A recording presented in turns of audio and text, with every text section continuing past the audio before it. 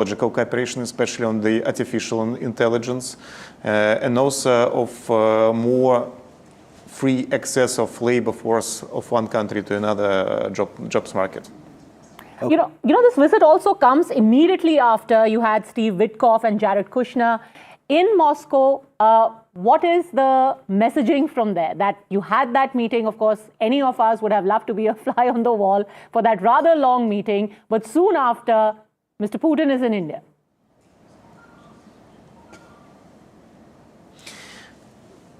I believe that there will be a lot of themes to discuss between the President Putin and Prime Minister Modi. Definitely, they will have extensive discussion, I believe, of all global issues.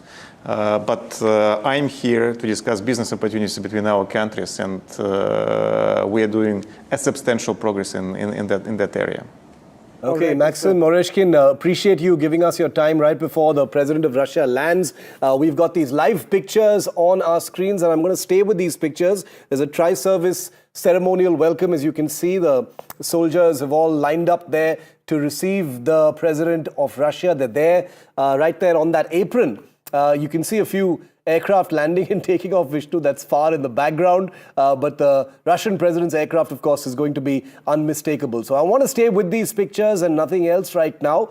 Vishnu, a tri-service welcome for the president. The Prime Minister will, of course, also be there on that carpet to receive his friend Vladimir. No, absolutely. And if I can just request our PCR to bring up flight radar so that, our viewers know where exactly this aircraft is, just a couple of minutes away. It's the most tracked flight in the world, which is why we want to track it as well. But yes, it's a tri-services guard of honor. The national anthems of both sides, I presume, would be played out. Prime Minister Modi will be, sort of greeting Vladimir Putin. I think Shiv raised an interesting point earlier on. I think it was Padmaja who raised this point earlier on that, will Prime Minister Modi get into the vehicle of the Russian president? The Russian president usually travels in his own vehicle. It's called, well, like the American president's car, it's called the Beast in a sense, but it's a Russian vehicle, heavily armored. It's got, it's blast proof. It's got secure communications, etc., etc. And has been delivered here ahead as well. Right. And I would suspect more than one of them. Yeah. So would that be done for a while, or would they go their own ways? I would suggest that they would actually travel, their own ways, because there is a dinner which the Prime Minister is hosting for President Putin later. And the reason why we talk about all of this is, remember, this visit also has ramifications on the kind of politics that we see here. We're right in the middle of the winter session of the Indian Parliament as well. And again, one of the long-standing allegations against the government has been that right now you've got nobody in your corner. Everyone, did not stand up for you, did not stick up for you, especially during Operation Sindoor. And all of these countries were put in that same block. In fact, we've had the Congress saying that your friends like America, like Russia, they did not apparently call out Pakistan. They did not vocally put Pakistan on the mat, as it were, for what happened in Pahalgam and thereafter in Operation Sindoor. But these images tell a different story. He's landed. The President of Russia has landed. We can confirm to you. Pictures just in. These are live pictures from the Palam airport. The President of Russia has landed. Prime Minister Modi there in his motorcade on the apron. So it is going to be a big, big Kodak moment tonight. The Prime Minister is there in person. These are the first pictures of Prime Minister Modi at the Palam technical area. So that settles that. Vishnu and Padmaja, he's going to be there on the apron. Expect hugs and handshakes as well on the red carpet as the Russian president gets out from his Ilyushin 96 aircraft. I'm still wondering whether they're going to travel in the same vehicle. You never know with these two leaders. Let me put it out there. You never know with the both of them, because they share a bond that is quite rare, quite unique. So there's every possibility that may happen. But like Vishnu rightly pointed out, I think the Russian president goes to his hotel first and then... But can I just say, Shiv, if he has landed, then there's another aircraft in the air, which is also from the Russian Special Flight Squadron, decoy, which is on its way. And that would possibly be a decoy aircraft, right? Or Padmaja, that might be the aircraft that he is landing in. And the one which has just come in earlier on, if indeed that is the case, is the decoy. Well, this is a special gesture. The Prime Minister has broken protocol. He is there in person to receive President Putin. But what I do want to, ask both of you, the fact that all this while you've got Europe, you've got America in particular, asking India that you must try and isolate Russia. Despite all of that, this personal gesture, going out of your way and saying, not only am I not going to isolate him, I am going to accord him a special welcome in person. No, but I think this is the most important point in all of this. India's foreign policy has been entirely independent. The word non-aligned is an unfashionable. We call it an independent foreign policy. Which is funny because again and again we hear the word surrender in the discourse we hear in our country. The fact of the matter is India has chose to do exactly what we feel works for our interests. So we have a great relationship with the United States, but we've got a great relationship with Russia as well. It's not one or the other. This is the path which has worked well historically. It's certainly something that this government actually takes. And as far as the entire narrative is concerned about countries not being on India's side, the facts or that are India there. is kowtowing to one country or the other. The facts are on the ground on what India achieved. And we've got differences on Donald Trump's sort of interpretation of the sequence of events. But if you actually look at the support that Pakistan has gotten, it's just from a very small handful of nations who protested against India during Op Sindoor, Turkey being one of those countries. And therefore, I'm not sure that we have necessarily lost the diplomatic narrative post-Op Sindoor. We acted decisively. Far from it. And I think some of the points mentioned by the opposition, quite frankly, are ludicrous. In fact, what the Prime Minister said that, earlier we used to talk about having strategic distance. Now we have strategic closeness with everyone, and depending purely on our own interests. We are not going to listen to X person's concerns or say that, we are going to bow before somebody else's pressure. We are going to see where our ends are met. And exactly. The man on your screen, just to add to what Vishnu said and to answer you, Padmaja, is Narendra Modi is perhaps the only leader in the world. In fact, I'm sure he's the only leader in the world who in the last 18 months has met and hugged both Vladimir Putin and Volodymyr Zelensky. He's a person who has met both President Trump as well as spoken to President Trump as well as President Xi Jinping. A person who has not stumbled off that path of having a completely independent foreign policy. So I agree with Vishnu when he says that while it is tempting to look at every action as a reaction to a temperamental leader like Trump, and sometimes it is, because remember, even diplomacy ultimately is a delicate dance. But the fact is, India's independent foreign policy predates many of these leaders. And that's the reason why we're able to stand strong. And has told both Russia and Ukraine that this is not the time for war, while being friendly with both of them. Again, saying, listen, it's better you come to the table, you talk about peace, this is not the time of war. So India's foreign policy, Padmaja, has always been, we will be everybody's friend if you're friendly with us, but it's India first. Which is our primary goal. And so this is something that works. I think the point on oil, and this was mentioned earlier on, is that, look, we've got relationships with oil all over the world. We wanted to import from Russia. We couldn't at the present moment, but because we've got great relationships elsewhere, we continue to sort of fill that void for the moment. But Brahmachalani, what do you make of people who still are wondering, how do we trust or how much do we trust? It had happened when we were engaging with China that fine, you're going ahead, you're having those hugs and handshakes, but can you really trust China? How much can we trust Russia? Because one of the factors quoted there is they also have a working relationship with Pakistan. They do trade with Pakistan as well. And with China, of course. Language को कैसे भारत के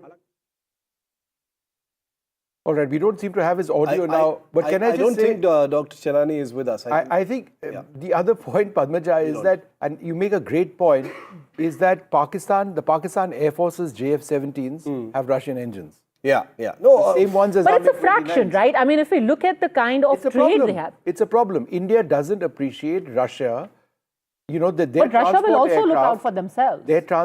Their transport, let's look at it from an India standpoint. Pakistan's transport fleet of China is Russian. Russia provides Pakistan with jet engines. So that's a bit of a problem. Guys, I want to zoom in for a moment to these pictures. Let's just dwell on these pictures in a bit. Once the leaders are here, we'll talk about the trade and other things. Vishnu, the officials you see around the Prime Minister's vehicle right now, because our viewers are very interested in this stuff, are the Special Protection Group, right? Yeah. Who are the agencies that will be arriving with the Russian president? So it's there's a special group which protects the Russian president. There is the KGB as well. There are his inner line of bodyguards who would be sort of coming in at this stage. These images from just a little while earlier on, Prime Minister Modi over there, he's of course protected by the SPG, which is his inner line of protection. So there's a great deal of security over here at this particular time. Remember, this visit does come not too long after the horrific Red Fort blasts which took place, and the plot against India at so many levels, which is a cause of concern. But President Putin has chosen to come over here. He operates under extremely high security conditions, not least of all because of the ongoing war between Russia and Ukraine. If you look at the flight path of his aircraft, he was flying in east of the Black Sea, not too far away from the center of the conflict between Russia and Ukraine, before his aircraft entered Afghan airspace, Pakistani airspace, and I think in just a little while from now he will be landing. So a couple of aircraft likely landing, either one of which would have him. One might be a decoy aircraft. But the Prime Minister, in this very rare gesture, it is quite rare, it's infrequent, it's not that he's not done it before, sort of sending out a strong message of friendship, sending out a message where he sort of lets everybody know about the warmth of this gesture. Now, how will America look at this? How will certainly European countries? That's interesting because Shiv and Padmaja, as you know, just day before yesterday, we had 3 ambassadors of European nations writing in the Times of India in a joint article that they had serious concerns about Vladimir Putin and the way that he's been dealing with Europe, to which the External Affairs Ministry and sources over there seem to indicate that, look, you're in our country now, so this third-party interference in the name of freedoms to write what you want, let's be respectful of one another. I think that was the basic message.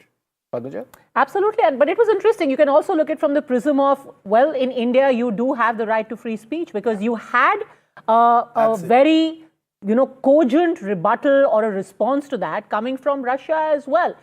Despite what is said about India, the fact is that we are standing up for ourselves. We are engaging with everyone on our own terms, and everyone gets to say their piece as well, respectfully. However, red lines should not be crossed. I think that has been made very, very apparent. Ambassador Sajjan. Excellent discussion. And if you permit, I will make 2 very quick points. I think one, we need to, both between the United States, that is the one that has been pushing against India. The United States, Mr. Trump told EU also to levy the same penalty tariffs that he had imposed. He said no. As far as these countries are concerned, maybe we need to differentiate between what Europe is doing, because Europe has said that fine, we recognize what India's position is with respect to Russia and Putin, but we will continue to do business and, we are looking at signing an FTA with the EU. For all we might have the President All right, of the Ambassador, I'm just Commission. interrupting you now. We do appear to have some images which are coming in at this stage of an aircraft. This is at the Palam airport, as I understand it, that we've got these videos coming in. This is an older. Ignore that, ladies and gentlemen. I think that was the French president's aircraft. Yeah. We're just going to ignore that for a while. I think this is a mixed feed, which is actually coming in over here. But this is the live images from Palam. But Ambassador Sajjan, carry on with the point you were mentioning. Yeah, so that was one point. Second thing, the point that was made by, I think Padmaja or you, Vishnu, that Russia is having good relations with Pakistan. I think this is not an era of exclusivity in relationship. That way, even Russia could tell India that you have such excellent relations with the United States. You have such excellent relations with Europe. So, we are following that policy of multi-alignment, that we will work with those countries with whom we can work. We will continue to take that partnership forward. And of course, the most important thing is make ourselves very, very strong, very, very capable to deal with any of the challenges that might emanate, whether it is from a Western neighbor or it is from a Northern neighbor. The second point that I was making was, or let me mention about, Prime Minister going to receive Mr. Putin. Mr. Putin has been here 3-4 times earlier. The Prime Minister never went to receive him earlier. So, we have to see it in the context of the changed circumstances that have taken place. He has gone, I did my research work, he's gone to receive just about 6 or 7 leaders. Barack Obama in 2015, Trump in 2020, Sheikh Hasina in 2017, Emir of Qatar earlier this year, and MBS, some time back, and also the president of Abu Dhabi, and Shinzo Abe, Netanyahu. These are all the leaders that he's gone. But Putin has come here 4 or 5 times earlier. Yeah. So I think we need to really see what has changed now. I think this is time to pay back what Mr. Putin, the manner in which he conducted himself in Tianjin, and he was able to create that moment. I think that is, one of the very significant reasons. And the last point that I was making was earlier, that was we really need to differentiate between Europe and the United States. We club them together in the West. But I think, as I was saying, we might have the president of the European Commission as our chief guest at the Republic Day next month. So, our relations with Europe also continue to be. They are also mindful of India's interest, that India has long. What shots are these? All right, Ambassador Sajjanar, one other key point which I think we need to reflect on slightly is BRICS. Now, that's something that irritates the United States to no end, but Brazil, Russia, India, China, and South Africa, that's a formation which is absolutely huge.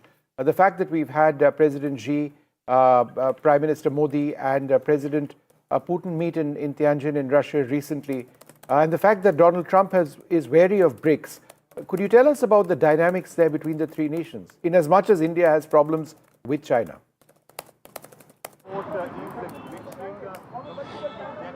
The expansion of BRICS, as China has been, and Russia has really had not much. It has gone along with China. Let me put it this way: it has gone along with China in terms of the expansion of BRICS. But whether it is India or it is Brazil or it is South Africa, they are not happy with the expansion of BRICS, because they thought that when we are just 5 of them, then they have a certain clout, they have a certain preeminence, they have a certain profile. But when the club gets expanded to 15 or 20, then of course the preeminence of China will remain. Preeminence of China will remain, but the importance of the other members like India, Brazil, etc., that will come down. So that is the internal dynamics. But as far as Mr. Trump is concerned, I think we have told very clearly that BRICS for us is a non-Western organization. It is not an anti-Western. Interrupting you now, Ambassador, I'm sorry to do this, but we've got some breaking news coming in. President Putin's aircraft, assuming that this is the one that Flight Radar is tracking, it's going to be landing in about 2 or 3 minutes, maybe 4 minutes from now. It's just flying over South Delhi at this stage. So, ladies and gentlemen, in case you've just joined us now, what you are seeing are images from Indira Gandhi, from the Palam Technical Area, which is a part of the Indira Gandhi International Airport. That's where the Russian President's special aircraft, an Ilyushin 96-300 PU of the Special Flight Squadron of the Russian Air Force, will be landing in a little while from now. Prime Minister Modi, you can see, is there to greet him. It's uncommon for the Prime Minister. Okay, he's landed over there. This appears to be one of the aircraft which has landed. That is an Ilyushin aircraft 96, IL-96-300 aircraft which has landed. We are waiting to see if that is the primary aircraft which is carrying Vladimir Putin, or there is another one as well. There is a decoy aircraft. It's not decoy. It's actually a backup aircraft in case one is non-functional for whatever the reason. But I think it is safe to say that there is. It's likely now that the Russian president has landed in India. He was expected to land at about this time. I would suggest that about 20 minutes later than what was expected. Shiv. That is Putin's Ilyushin 96 wide-body aircraft. It is the aircraft that the Russian president uses. It's a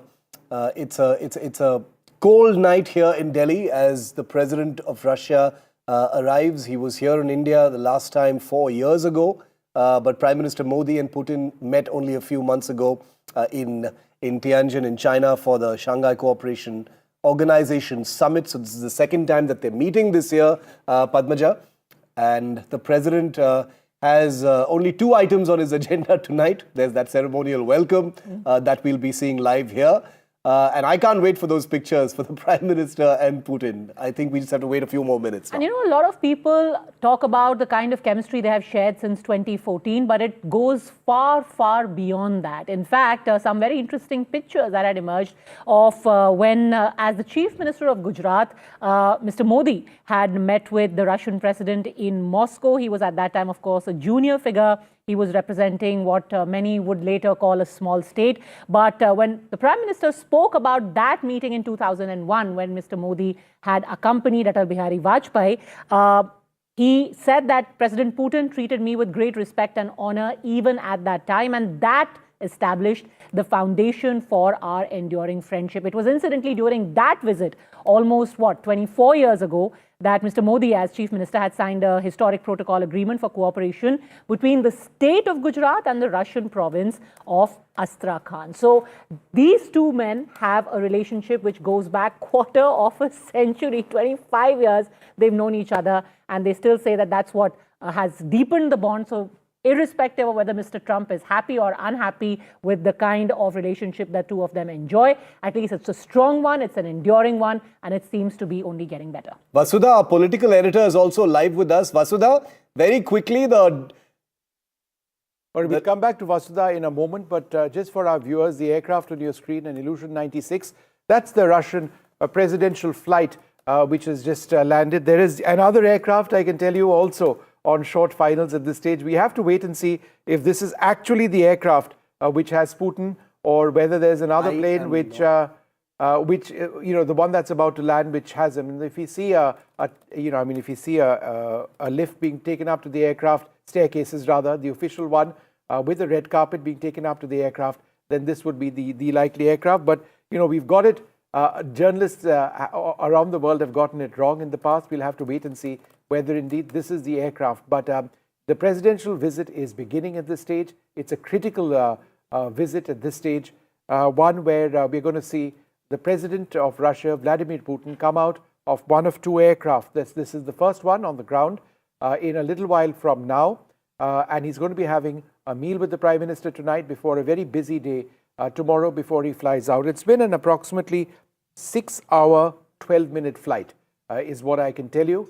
The president has a busy schedule tomorrow. There's the India-Russia official talks which take place, the summit as it were. We have a special privileged strategic partnership. There's a business delegation which is already in the midst of talks. And after that, we've got many more items coming up. Well, I'm joined now by our political editor, Vasudha, who has a lot more at this stage. Vasudha, what's happening? Where exactly are you? What's happening? And what's going to happen at that dinner? And are they going to travel together in a car, Vasudha? Well, Ashiv, I had covered the Prime Minister's visit to Moscow last year, and I remember it was a private dinner that Vladimir Putin had hosted for the Prime Minister that made all the news, because the Prime Minister made a very strong pitch for multi-alignment. At the same time, he said it very clearly that ye yudh ka yug nahi hai, and that also showed that while India can be friends with Russia, it's also very clear that it will send across the right message that it believes that there are no solutions that can be found in the battlefield. So there's a lot that's expected from the private dinner today. There's been a lot of secrecy over what the menu is, but I'm told that there's been a lot of excitement. We were not, there was also a lot of secrecy as to who is going to receive him. But I remember covering the UAE King's visit to Gujarat for the Vibrant Gujarat Summit, and the Prime Minister himself went to receive him. This was his way of reaching out to his old friends, old allies, diplomacy at its best, Modi style. So we can expect a lot of desi tadka to this. At the same time, this is one of India's tried, tested allies, one of our most faithful friends. So of course, there's going to be a lot of loyalty. There's going to be a lot of warmth in the dinner is what I'm expecting. It's interesting you talk about this long-standing relationship. A lot of people have tried to make it seem as if this is in reaction to, that this closeness is in reaction to the seeming hostility, or at least the occasional barbs from America, from Donald Trump in his second term. But the fact is, and we were just discussing it a while ago, and you've actually covered so many of these visits, Vasudha, that it stretches back from the time when Mr. Modi was the Chief Minister of Gujarat, cut to when in 2014 he met for the first time as Prime Minister. He met Mr. Putin again. And even at that time, he said that you are a great friend of our country. And this relationship, India and Russia, is incomparable. So between the two countries and between these two men, this relationship goes back more than 2.5 decades. Well, Padmaja, I was in the parliament today and I happened to speak to certain sources and they're telling me that there is more at stake for Russia also, because remember the last time the president came to Delhi, it was a different world, it was a different India, the war hadn't begun, COVID was on, and Trump wasn't there in his second term. So, this is also a great opportunity for Russia to send out a message that things are getting normalized for the isolationist policy that the West has towards Russia, and more importantly for India. We have been told by government sources there's going to be a lot of focus on MOUs, there's going to be a lot of signing on shipping and defense-related pacts, more importantly on pharmaceuticals. So a lot is expected, but most importantly, like Shiv mentioned, the carpooling, the softer highlights of this visit are also something that people are looking forward to, because Mr. Putin has always said that Modi is a great friend, and more importantly, India also wants to send out a message that it can very well talk about multi-alignment, at the same time have warmth and diplomatic relations with one of its most important tried and tested allies. There's an amazing level of anticipation now before that door opens and the Russian president emerges there. All of this is going to play out live, of course, here. Vishnu, I want to bring you in for a moment, because Vishnu actually interviewed a much younger Vladimir Putin and a much younger Vishnu, 24 years ago, Vishnu? 2002. So I think you must have been the first Indian journalist to interview him. I've been trying to see. Probably. I'm not, it's quite possible. No, so incredible. So but certainly the first by an Indian news network. I think that's it's incredible. And at some point later and tomorrow as well, I'll play out some excerpts for you to see. It's fabulous. It's like going back in a time machine. But your thoughts, Vishnu, now as the door's about to open. Quarter century ago is when you interviewed the man who's going to be coming out of that door now. You know what struck me, Padmaja and Shiv, is that when I went through bits of that interview, is three points. And, the more the world changes, the more things remain the same. Number one, Pakistan and terrorism. President Putin kept speaking about that. And he kept saying that, look, Pakistan, I asked him about Pakistan being a state sponsor of terrorism. He spoke about his concerns on Osama bin Laden. He spoke, and this was really, really important, about the proliferation of Pakistani nuclear technology. And Padmaja, guess what happened 2 years later? Yep. The Abdul Qadir Khan network was outed. Abdul Qadir Khan, the father of Pakistan's nuclear program, was caught red-handed, and he confessed to proliferating Pakistani nuclear technology. And didn't he also speak about Osama bin Laden in that interview? Osama bin Laden as well, and he spoke about terrorism, right? That's the other point. And terrorism coming out of Pakistan. So, terrorism, nuclear proliferation, and the other point I asked him, and Shiv, this is interesting, I said that, how is it that India is buying Sukhoi 30s from Russia, and how is it that Russia is giving Sukhoi 30s to China? The Sukhoi 30s that Russia has provided China are now called the J-15 and J-16. Yeah. They are the bedrock of the Chinese Air Force. So all of those items, they remain questions I could possibly ask. They are literally rolling out the red carpet for the Russian president. You've heard that being said. That's where the phrase comes from. Yeah, they're literally rolling it out. Tell me, why does it take? Does it usually take this long? It's been about 5 to 7 minutes. No, it's going to take a while. Why? I would suggest it'll take maybe even 15 minutes or so before it's all. What's happening behind this shut door right now? Even as we speak, what's going on? Nothing. It's just informal. President Putin is just possibly shutting. I mean, it's not like he has to collect his luggage or anything. He's closing his folders, and he's being briefed. He's probably been told that Prime Minister Modi is there. He would have known by now. There you have it. You've got his presidential staff coming out. They will examine. They'll take a look out. They will ensure that the path is all right.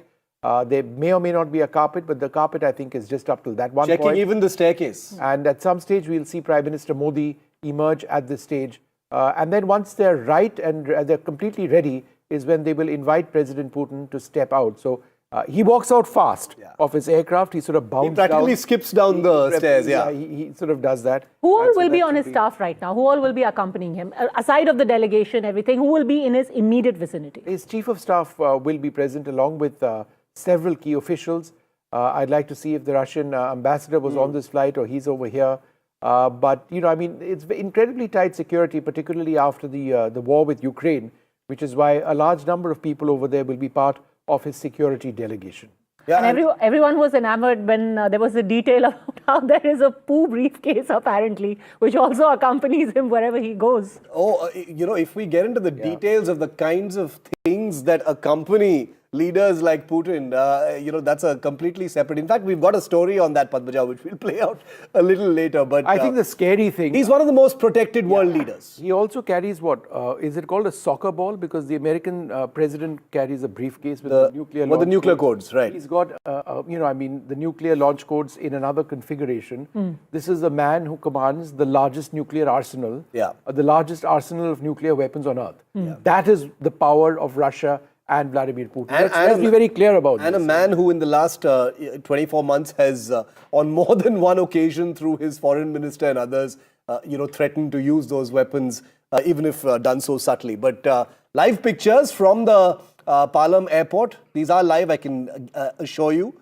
And the president of Russia will be emerging from that door in just a moment. Dinner's on the agenda for tonight. The president, of course, will get a restful sleep because he's got a long day tomorrow, a total of 27 hours on Indian soil before he leaves tomorrow night at about 9. Many, many things on the agenda with the Prime Minister. There's a big business conference with CEOs from both countries that takes place during midday tomorrow. A big joint press conference and joint statement between Modi and Putin. All eyes are, of course, going to be on that on the back of the 23rd India-Russia summit. And all of it is topped off with a banquet hosted by the President of India, Draupadi Murmu, in the evening before the President then leaves back for Russia. So this is the beginning of the next chapter of India-Russia ties. They've been a story in motion for the longest time. But this year, particularly, Vishnu and Padmaja, the interest factor in what's next, the suspense over where this relationship goes from here, given how it has been buffeted, how it has been tested, how it has been threatened, you know, how it has been, you know, described by those who'd much rather have India not be so committed to this alliance with Russia, is going to be very interesting to see, because the body language, the bromance, those things are given. You know, of course, we're going to see a hug and a handshake in the next few minutes on that red carpet, right? But beyond that, what the relationship is going to be between these two countries, what next beyond what is obvious, is, I think, really, really key. You know, the next 27 hours that you spoke of, he's going to, of course, have multiple engagements. What is the nature of meetings that are held between members who are not a part of government? Because today we'd had Leader of Opposition Rahul Gandhi, for example, say, are we actively being denied an audience with the visiting president? Is this being done deliberately? Who decides it? Later, of course, we also had a response from the MEA. Sources suggested that this is to be done on a personal basis. You know, his staff should have possibly done it. Somebody within the Congress could have organized it. And there have been leaders, right, in the past that Rahul Gandhi has met. Yeah, so I think to a certain extent there is a point. Very often Russian leaders or international leaders do meet the leader of the opposition. At their initiative. You know, it works both ways, Shiv. You know, I mean, In fact, sometimes... Sheikh Hasina, I remember, Yeah, that's before right. the coup, she met with the entire family. And, but it's not happened this time, and I think that's an important point. It is an interesting point that's being raised. But in just a few moments from now, we'll see the Russian president step down in just a little while. And I've got a message from the Russian embassy. Russian President Vladimir Putin has arrived in India. We've got those images up on our screen as well, and he's going to be stepping off that aircraft in just a little while from now. So again, as I mentioned, Padmaja, it does take some time. We've been sitting here for the last couple of hours with this huge sense of anticipation about when Putin would emerge from his aircraft, but it is going to take a little while. And Prime Minister Modi, who is over there at the Parliament Technical Area, would also sort of come up to the aircraft, wait for him to come down the steps. Then there'll be a small ceremony. There'll be the national anthems, I think, which would be played. There would be a guard of honor, a small one. The main one will be tomorrow. The main one will be tomorrow at Rashtrapati Bhavan at about 9:30 in the morning. That's the formal reception. This is not considered the formal reception to the President of Russia. And then President Putin would go off to the Moria where he's staying, perhaps get fresh and then go to the Prime Minister's house, which is, with his VIP traffic, just about 3 to 4 minutes away. And the Prime Minister, of course, is going to receive him there. Who all will be accompanying him? So, as I mentioned, members of the inner coterie of President Putin, his chief of staff will be there. Okay. There'll be interpreters who will also be there. Members of his closest security detail will be there. There may be a few diplomats of the Russian embassy in New Delhi. I'm still unclear whether India's or Russia's ambassador to New Delhi is accompanying. They'll be probably part of the welcome committee on the ground. Who is on the aircraft. He might be on the ground over there, Mr. Alipov. So we're just waiting for this to all take place. It is a short visit, one that technically the business end of which begins tomorrow. It's all about camaraderie today and that dinner being hosted by Prime Minister Narendra Modi. This is one of the most important relationships. We are looking at economic trade being the primary agenda over here. There's a Russia-India business summit which is happening at the Bharat Mandapam. President Putin will be going over there at approximately 3 p.m. in the afternoon. He'll be going to the Rajghat prior to that.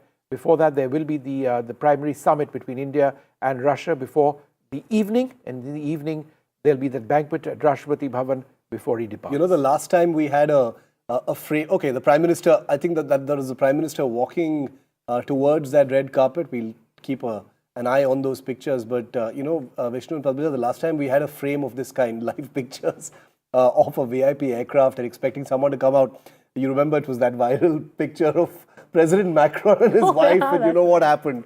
Okay, that's the Prime Minister who's on the red carpet now. That's the Prime Minister on the red carpet. So he is going to be there, like we correctly told you, that the Prime Minister is right there. There he is. All right. There he is, skipping down the stairs off that IL-76 towards his friend Narendra Modi. Okay, let these pictures play out. And the President is on Indian soil now. There's no sound. I just want to tell our viewers there's no sound in these pictures in case you're wondering. But there you have it. Okay, there's the money shot. You have the handshake followed by the hug. Prime Minister Modi there in person, breaking protocol, right there at the red carpet to welcome Mr. Putin as he touches down on Indian soil.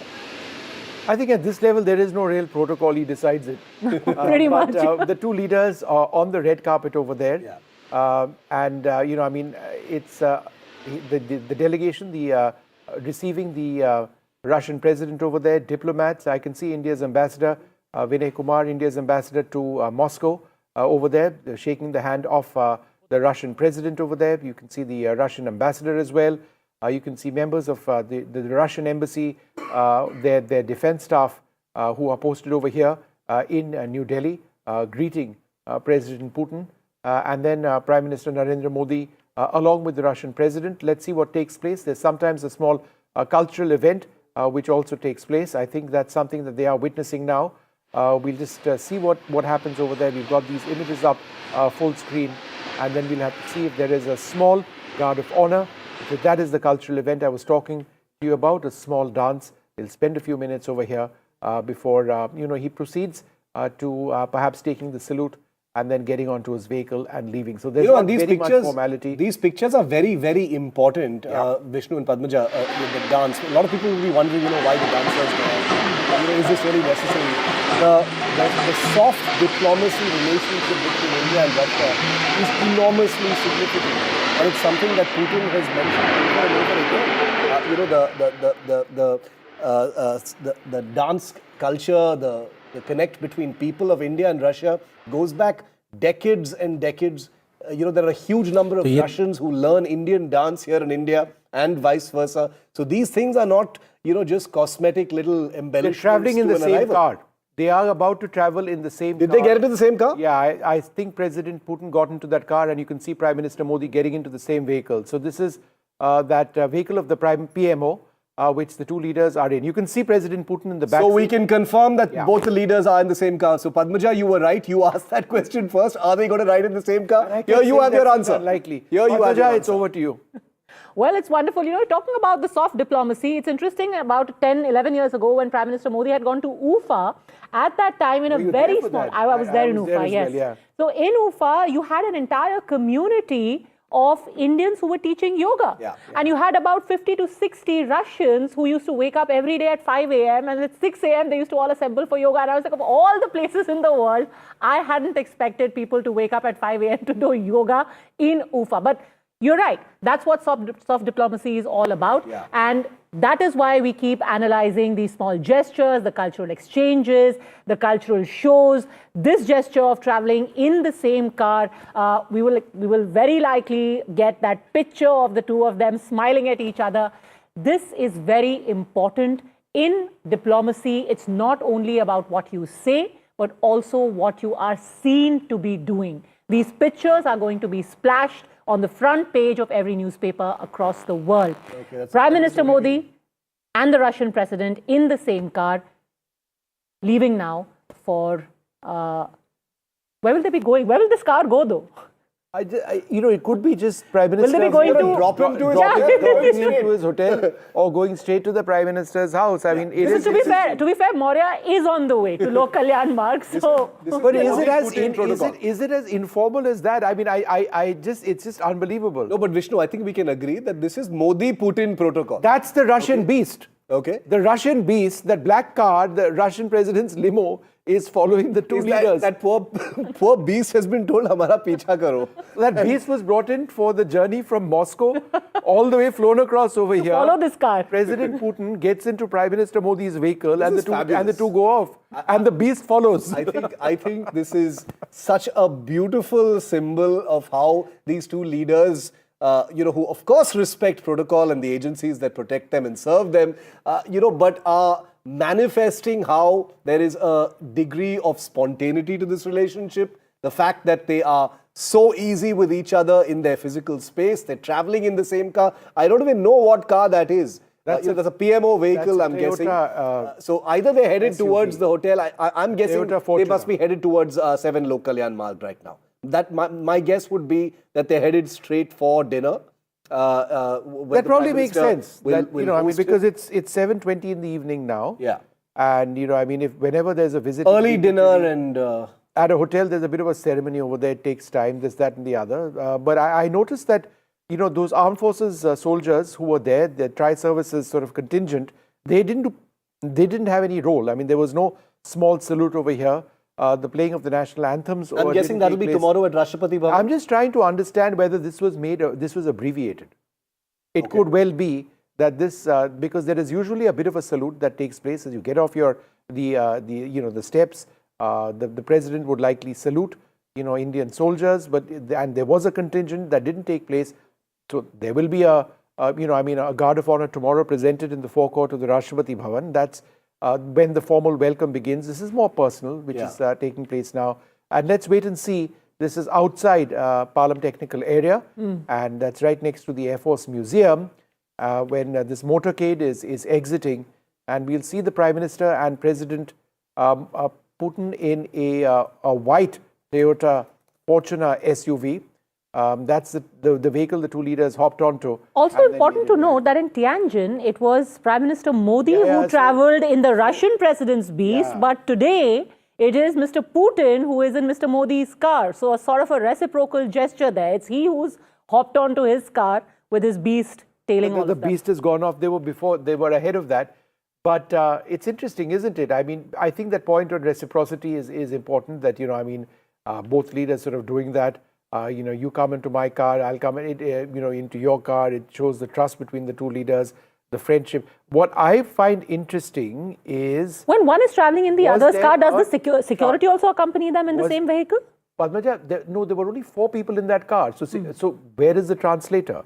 Because there would be a bodyguard up front, unless there was no bodyguard up front and there was a translator up front, because this is really, really informal. But President Putin speaks English. I've spoken to him in English. Both of them speak English. Yeah. The Prime Minister speaks English too. It's not something that President Putin dwells on for a great period of time. But I mean, it's evidently enough for the two of them to communicate. I don't think there was a translator in that. No, I have to also underscore that level of trust. If you're leaving your security behind, or at least you're paring down your security, you'll have to. If you're traveling in each other's car, at best you can take one bodyguard along. I think we also got Aishwarya, Vasudha, all of our colleagues from the ground joining us. The convoy, of course, has already left the Palam technical area. Where they are headed, let's try and get a fix on that. Aishwarya, where is the cavalcade headed? Where is the convoy headed?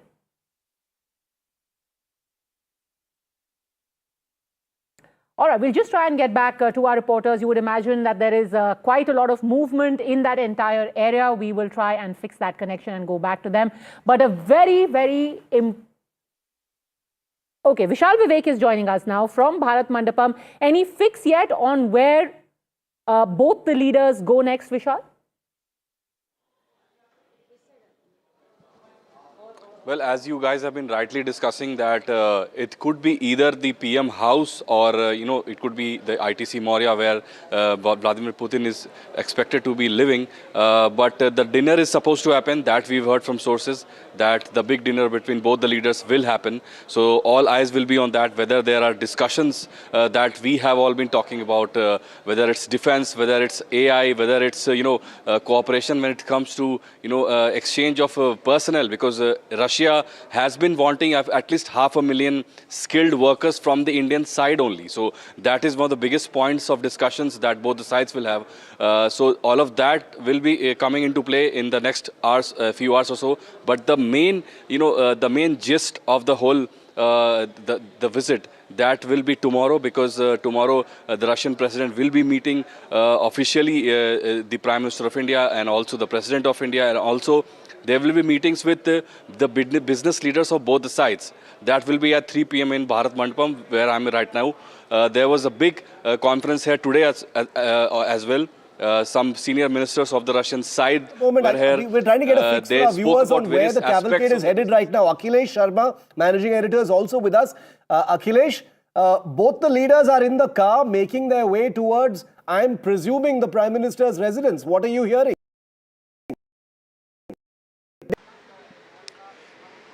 Yes, this is what we have also heard, Shiv, that immediately after departure from the airport, they will arrive at 7 Lok Kalyan Marg, which is the official residence of Prime Minister Narendra Modi. And PM Modi has actually arranged a private dinner for President Putin. And though the details of private dinner are not disclosed so far, that those who are invited, but it is believed that those who are close to President Putin, like Deputy Prime Minister is already here, he will be part of the official dinner, which is being hosted by PM Modi at 7 Lok Kalyan Marg. And apart from that, PM Modi has also invited a few senior cabinet colleagues for this meeting. And there will be informal discussion as far as this dinner is concerned, and because this is unusual. First, Prime Minister breaks the protocol to receive President Putin at the airport, and now without being given the guard of honor, which will actually happen tomorrow at the President House, the private dinner is being hosted right now, and they are traveling in the same car. That is also a signal about the bond and the friendship both the leaders share. Sure. Let's also go across to Himanshu, joining us live from Sardar Patel Marg. I believe the security has been set up there. The Prime Minister's route is going to pass through that area. Over to you, Himanshu. Well, I'm standing a few meters from the SP Marg, and on my left side you can see the PM security protocol, and this is the cavalcade. We can see perhaps the first car in the cavalcade, which has just crossed our television screen now. This is SP Marg. This is the route which is just a few meters from ITC Moria, where President Putin will stay. His entire delegation will stay. In fact, you can see one by one the vehicles are crossing this area. And on my right side, you can see the barricades have been put in place. And this happens when Prime Minister Modi travels within the city. So all the vehicle has been stopped on this road, and any time now on the screen that you see, the Prime Minister with President Putin will cross this road just in next few minutes. And interestingly, this ITC Moria is just a few meters from where I'm standing now. And this is also the route that Prime Minister takes to go home to 7 Kalyan Marg. So I think we'll have to wait for perhaps a few more minutes. But as you can see, the PM security protocol has been activated on SP Marg. This is exactly the route that Prime Minister Modi had taken when he had gone to Palam technical area to receive President Putin.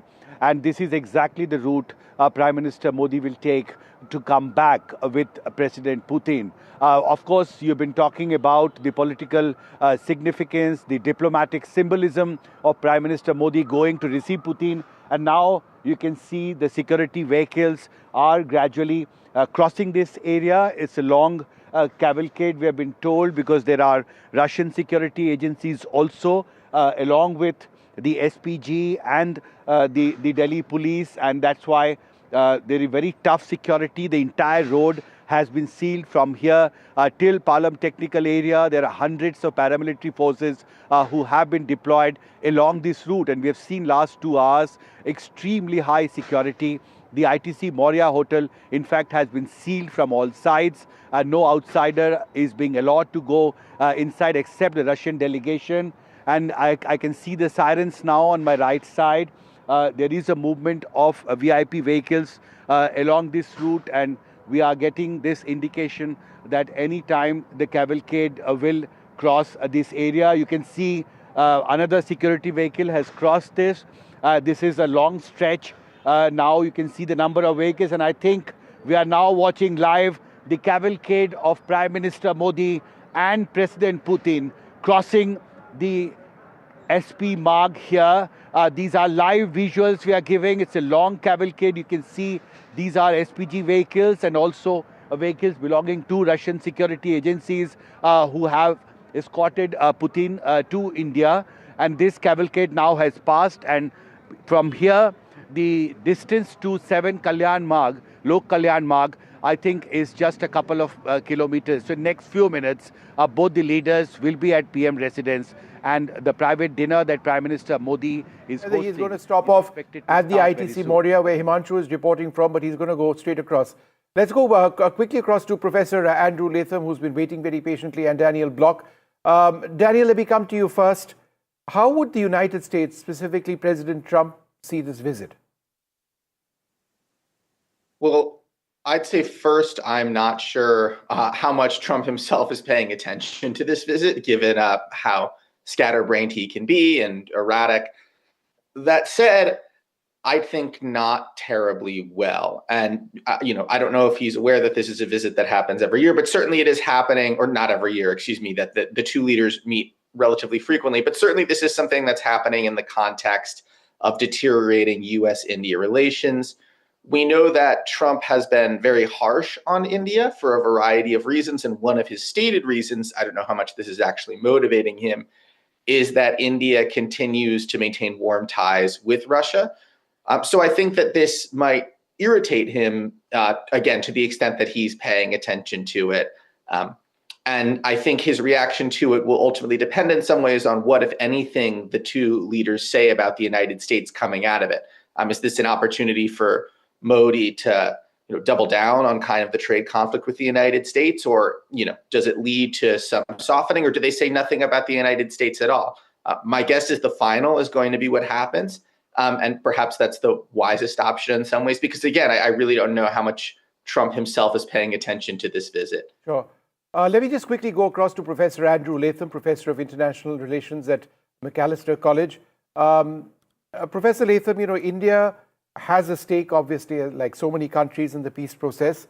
In Europe, we've had Prime Minister Modi visit both Kiev and Moscow in the past, speak to President Zelensky and President Putin. Do you believe this is something that's likely to come up? I think so. India's strategic posture of multi-alignment and strategic autonomy means that, yes, Prime Minister Modi can be friendly towards President Putin, and the two countries can have close and perhaps growing economic, military, and diplomatic relations. But on the other hand, India also has to strike not just a pose, but it has to be serious about promoting peace between Russia and Ukraine, and has done so since the beginning of this conflict. And so it's a balancing act of sorts. On the one hand, yes, we are close friends, not allies, but close friends and partners with Russia. On the other hand, we have an interest in advancing and promoting the peace process between Russia and Ukraine. So I cannot imagine that this will not come up over dinner, even in polite company. Tarak Artha, this isn't just about playing the balancing act. The Prime Minister of India has gone out of his way in order to receive President Putin at Parliament. What do you think America is thinking right now, or Mr. Trump is thinking right now, looking at these pictures, the two of them in the Indian Prime Minister's car, that hug and handshake? Well, he did the same thing. First of all, I think it's important. Right? He went and, he personally went and brought him from the airport. So I don't see why he should complain. He could say, perhaps, flattery, the imitation is the best form of flattery. But, what astonished me actually was that joint article by these three ambassadors. I don't know whether you saw that. Yeah, we did. Who didn't? What did they think? What did they hope to achieve? You're not going to bother me. You don't bother me. You don't bother Putin at all. So was this some kind of clarion call to Trump saying, we are behind you, we are doing the things that we can. You sit in Delhi and write about that. Supplicants. That's not diplomacy.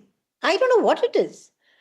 No, it is. In fact, Ambassador Yash Sinha, would you like to come in on this? That message by those three leaders. They're obviously pursuing their agenda, but they're on our soil and they know our sensitivities. Was it a bit insensitive of those leaders to be, writing in the way that they did? Vishnu, the three ambassadors wrote boilerplate stuff which is reflecting the positions of their respective governments. Yeah. But could they have used more temperate language? Certainly. Could they have avoided writing an article just on the eve of the visit of President Putin? I would think so. And I think today, if I'm not mistaken, or yesterday, there was a response by the Russian ambassador, Denis Alipov. So I think if you need to fight your battles, fight them in your own capitals. Do not export them to a third country. And that also a friendly country to all the three countries whose ambassadors wrote, and of course, a very friendly country to Russia. But what I'm struck by is the playing out of these special or the privileged strategic partnership. It is unprecedented.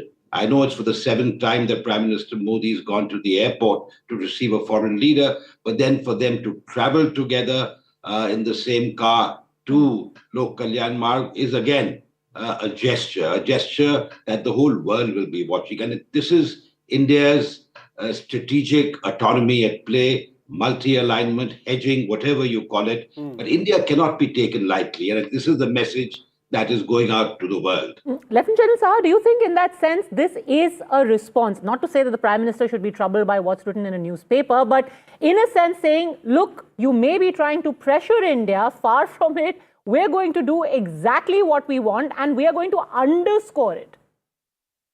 Yeah, thanks. You see, I think most important point apart from a whole lot which has been covered really, I think India is seeing great opportunity in the larger reorientation that Russia is up to, from Greater Europe to Greater Eurasia.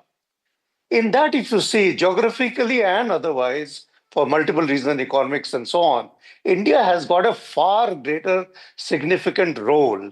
And I think that is exactly what the Prime Minister is trying to bring out, apart from all the other issues that we have talked about, Trump, US, so on and so forth. And hence this, added importance of going out, receiving President Putin, and also it helps, in a sense, he is helping Russia to balance China actually. And that balance between China and Russia, again, helps India. So I think he is playing the game exceedingly well, if you ask me, the way the things are unfolding. But you don't think the shadow of that editorial at all hangs over this visit or anyone's concerned about it? I wouldn't give it so much significance, fine. They have written, and we just heard what the ambassador had to say. I completely endorse what he's saying. No, and also I think the overall sense is also that these ambassadors represent countries that India has very close relations with. And, even though it was unsavory from a diplomatic perspective, the message that goes out is that they were able to do that here in India. This is an incredible democracy, isn't it? Nandan Unnikrishnan is also with our coverage tonight. He is arguably India's leading expert on the Soviet space, India-Russia relations and Russia itself. Nandan, good to see you. Big night for India-Russia.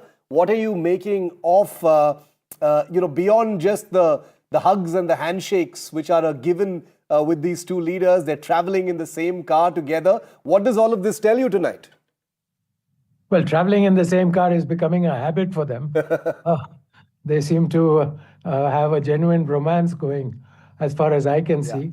But at a more serious level, I think we are at a juncture in geopolitics where India needs to have close consultations with leaders of all the major powers.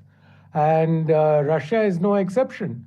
And given our long history of as Putin said, unique relationship, if you take it from the time of independence, there is much that Russia and India have to discuss because the geopolitical waters are not undisturbed, as it were. But Mr. Unnikrishnan, let me ask you this quick question. Is it also not true that India is looking for Russian engines for our rockets, one that is more powerful than the Vikas engines, and therefore for putting satellites in geostationary orbit, we may have a more effective engine available? I believe that's something that we may be collaborating on now. Could you share some details? Vishnu, I am not privy to what is being discussed at that level. But yes, India would be interested in acquiring any technologies, any equipment that would advance the programs in space or nuclear energy that we pursue domestically. So undoubtedly, we will be looking for equipment and technologies. What we end up with is something that I am not expecting to be announced at the summit. The summit usually doesn't have these huge declarations. This comes either sometimes before the summit or after. In this particular case, I expect it to happen sometime in January, February. General Saha, again, this is not the time and the place for defense deals to be announced. But I suppose that when the leaders meet, the defense minister of Russia here as well, there is more momentum which is added to existing processes. How do you see the overall defense relationship in the context of, let's say, systems like the S-400, India's acquisition of a nuclear submarine, and other areas where both sides are, have collaborated for an extended period of time? Very quickly, the Sukhoi 57 with transfer of technology, but with a caveat of licensed production, is going to be on offer. And it will be put out as a stopgap until the AMCA gets developed. Then likewise, the Sukhoi 35, that will also be on offer, with, of course, all the latest DISA and all that. And S-400, since you specifically asked, I think we are still to receive 2 which are pending. And I would imagine post-Sindoor, the Air Force certainly would want more. S-500, of course, is fantastic. I think it will be discussed. And submarine lease, as you're talking about, rather than procurement, I think the lease would be on offer.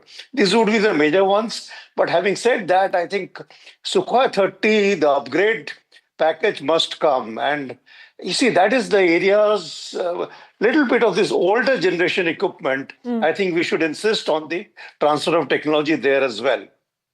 Mr. Unnikrishnan, in fact, even before Mr. Putin touched down, we had, our defense minister and Russia's defense minister co-chairing the 22nd India-Russia Intergovernmental Commission. And what the Russian Minister for Defense said over there, the fact that our bilateral relations have a strategic character and the partnership with India is a key factor for the balance in South Asian region and global security in general. So the grounds have already been laid of what this relationship in the field of defense is going to be from here on.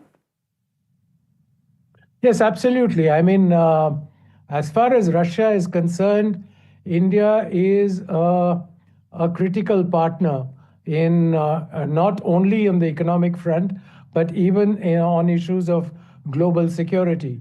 It's not only the defense relationship in terms of equipment.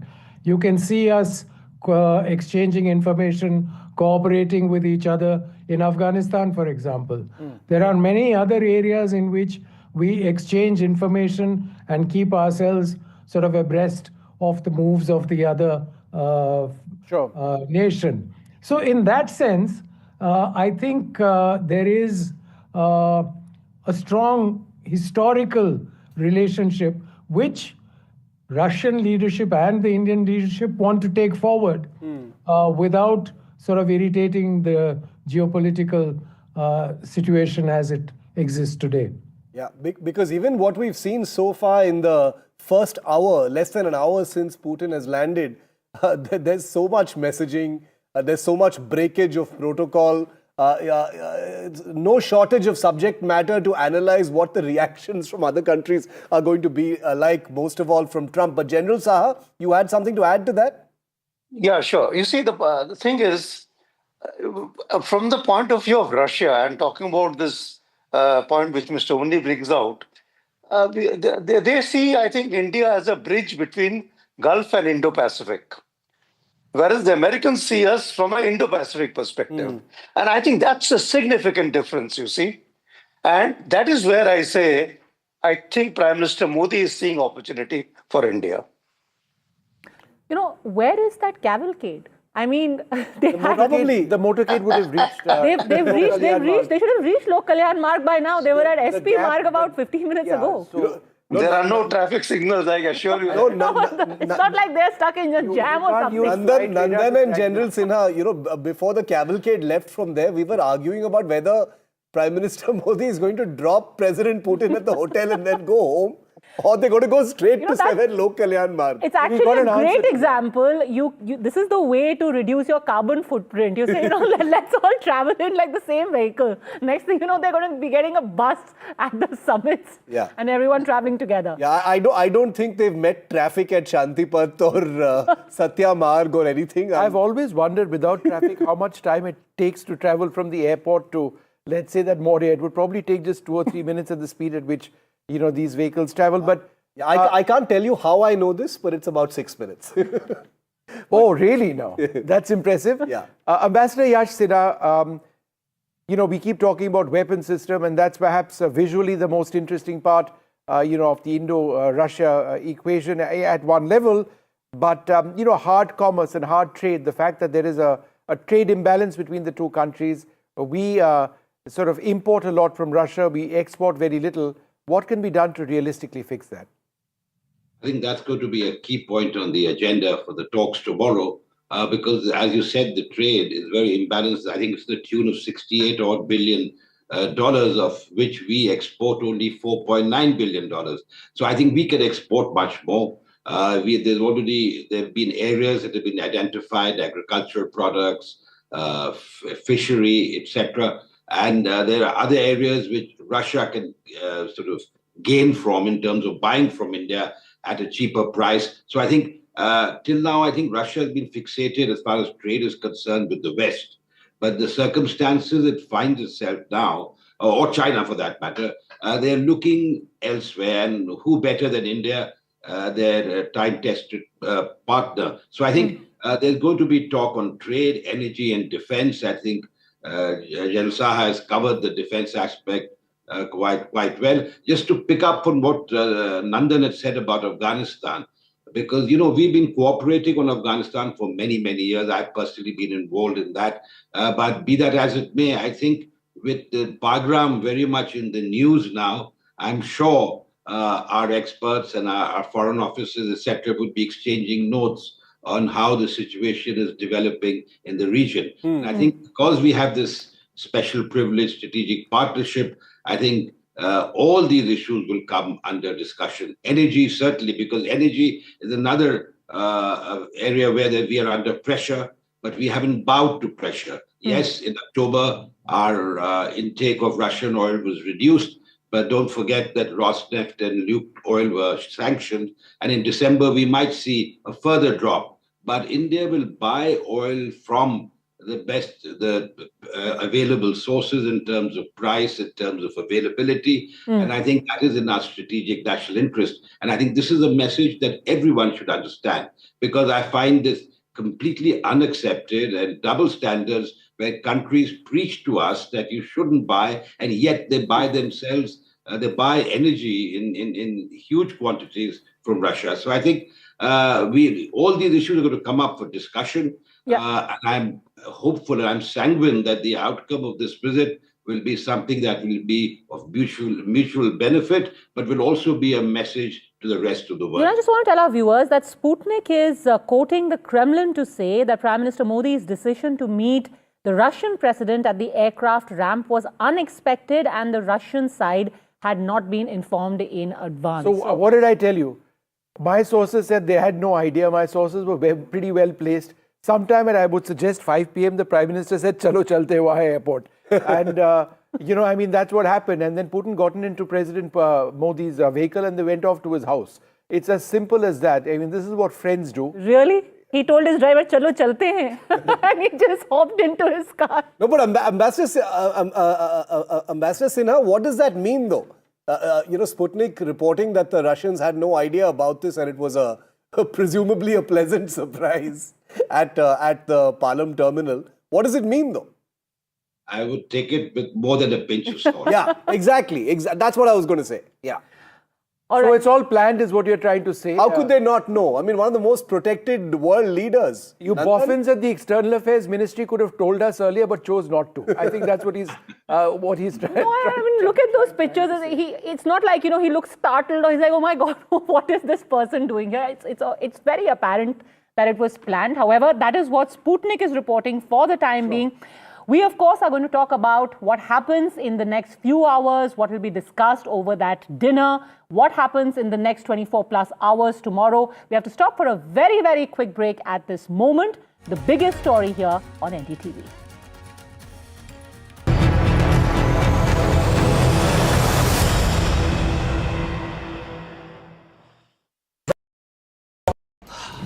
Salute है जी, आप देश की रक्षा में जान लगा देते हैं और आप घर घर में तार लगाते हैं जी। ई बीम टेक्नोलॉजी से बनी, न जले न पिघले, सबकी रक्षा करे। हम सरहद पर लोगों की रक्षा करते हैं और आप देश के अंदर। सैल्यूट तो बनता है जी। अपार अणुशक्ति फायर प्रोटेक्ट वायर, अपार देश का तार। Two world leaders, one crucial meet. Putin says Namaste India. The bonhomie, the Big Bang deals. Bharat और रूस हमेशा कंधे से कंधा मिलाकर चले. Strategic shifts and the global impact. NDTV tracks the high-stakes handshake. Modi-Putin summit on NDTV 24/7.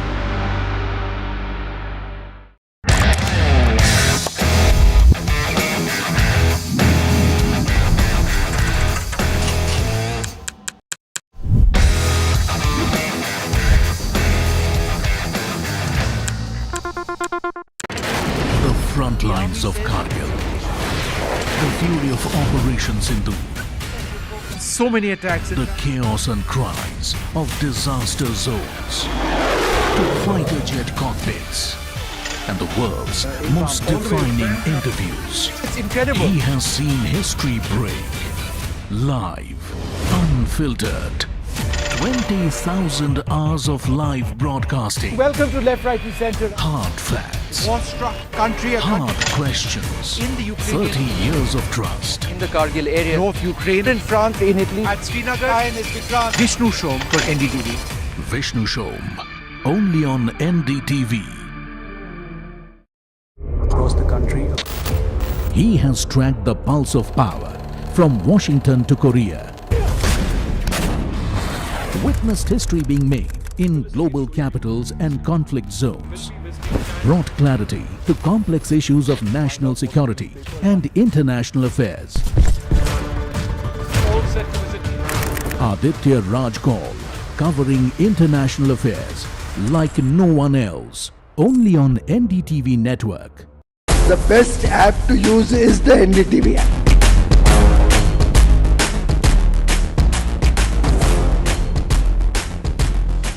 दुनिया भर में जब भी भारतीय मीडिया की चर्चा होती है तो एनडीटीवी सबसे पहले जिक्र में आता है। मैं आपका बात से सहमत हूं। उल्टे हम भी जब विदेश जाते हैं, the best app to use is the NDTV app. 21 days in Kashmir. People have bombarded me, friends, with requests for an unfiltered list of things I saw and observed on the ground. Very special ground report from the line of control. There were some children who've lost limbs in the shelling.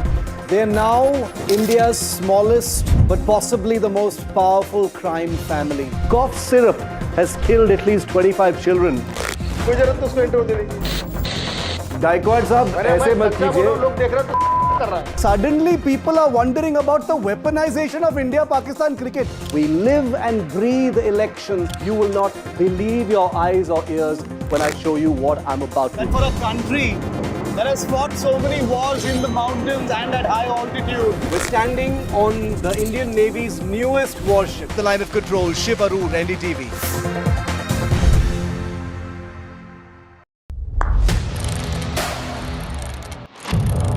What seems settled for me is unfinished business.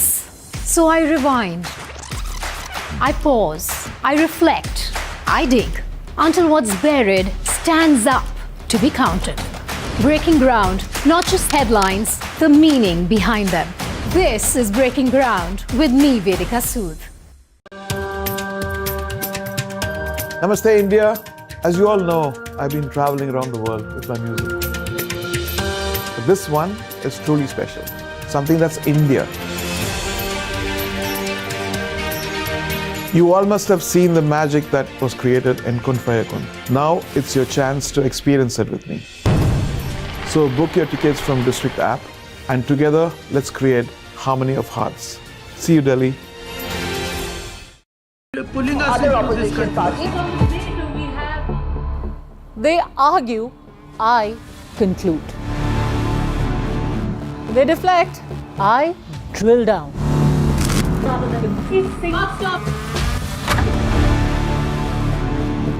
This isn't a free-for-all.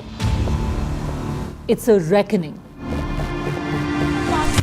No filler, no fog. Only the facts and where they lead.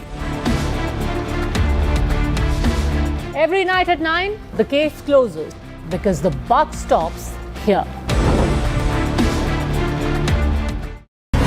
I don't sugarcoat. I shoot straight and tell you stories.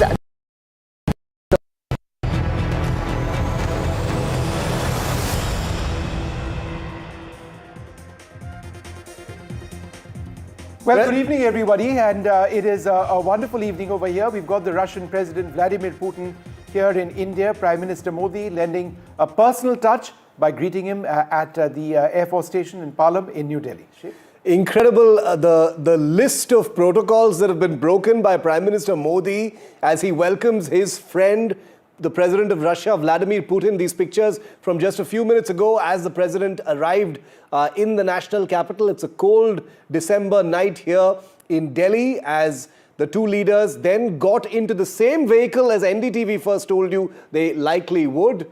Not the Prime Minister's traditional vehicle, not the beast that Vladimir Putin travels in, but a separate PMO vehicle designated for the two leaders to sit in the back seat and head towards the Prime Minister's residence at 7 Lok Kalyan Marg, where they are currently, Vishnu, presumably having that private dinner. That's right. Well, joining us now, Ambassador Yash Sinha, General Subroto Saha also with us, and Nandan Unikrishnan. I'd like to thank you all very much for being with us. Ambassador Sinha, to you first. Sputnik has just put out a tweet saying that there was no expectation on the Russian side that Prime Minister Modi would be there. Assuming that that's correct for a moment, is this rare? What does it symbolize? I wouldn't expect that the Russian side didn't know because the security is involved. Yeah. And I think the Russians are very particular, and most countries are, but Russia in particular, given the circumstances that exist today. So I'm even if the MEA or if protocol didn't convey this, the message would have been conveyed at least to the Russian security. But I think perhaps they sort of had already been in touch. I can't say it's pre-planned necessarily, in the sense that it may not have been decided a day or two ago. It may have been a decision taken today. But I feel that the Russian side would have known. But then again, I'm not privy to what exactly happened. Normally, I've handled a few visits, so I know. Normally, these things are always decided in advance to the details, to the minute actually, about how things proceed. No, I completely agree, and especially in the wake of the Ukraine conflict, President Putin's security detail is even more intricate and on tenterhooks, and therefore I would very much agree with Ambassador Sinha on that count, that Sputnik probably pushing it a little too far. But and I want to bring all of the other guests back on our screen, because Nandan Unnikrishnan, let me bring this to you, because the India-Russia relationship has a large degree of continuity and even predictability. We know for a fact that there's going to be a lot of business. There will, of course, be a lot of defense. Let's put Nandan on our screen quickly, please. Energy, nuclear, all of these things are presumably going to be on the table when those talks happen tomorrow, and probably part of the joint statement as well from Hyderabad House. But it's the little things. It is the gestures. It is the bromance, as you rightly called it. It is the breakage of protocol. That is where perhaps the story in some ways will also unfold. Do you agree with that? And what do you think the two leaders will be talking about over dinner as we speak? I think you're on mute, sir. Can you unmute yourself? Oh, I'm so sorry. I think they have a rich sort of panoply of topics to discuss. So, starting with global and coming down to regional, there are issues which both Russia and India are interested in. And I do agree with you that it's these little breakages of protocol and personal touches that imbue a freshness to the relationship, which some people used to think was drifting and was, there was a distance growing between Russia and India. But clearly what we are seeing today indicates that that is not true. Sure. But I think what the two will focus on... I'll just go across quickly to General Dhillon, who also joins us. General Dhillon, I was seeing an old interview that I had done with President Putin way back in 2002, and it just seemed that nothing has changed. He was I was asking him a question on Pakistan as a state sponsor of terrorism. Pakistan remains a state sponsor of terrorism. But I suppose the question I'm asking you is this: how has Russia been consistent for India in our fight against terrorism, not just now, but for decades, which is why that remains one of the bedrocks of the bilateral relationship? Good evening, Shiv. Good evening, Vishnu, and good evening to Ambassador Sinha and the fellow panelists and all your viewers.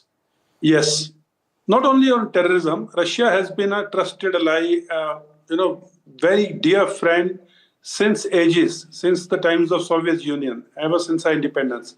Russia has always stood by us. In the international diplomacy, Ambassador Sinha knows it better. International diplomacy, no one can be trusted. There are no permanent friends, there are no permanent enemies, there are only permanent interests. But with Russia, there's a very special bond. As a citizen, we can feel it. I'm very sure the diplomatic community feels it much more.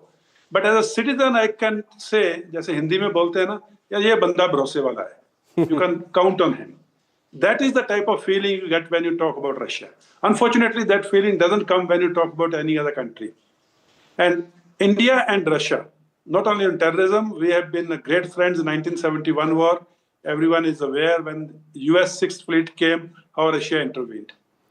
And after independence, our defense forces, what we are today, the strength, the mighty military which we are today, is all because Soviet Union supplied us all the weaponry, all the equipment.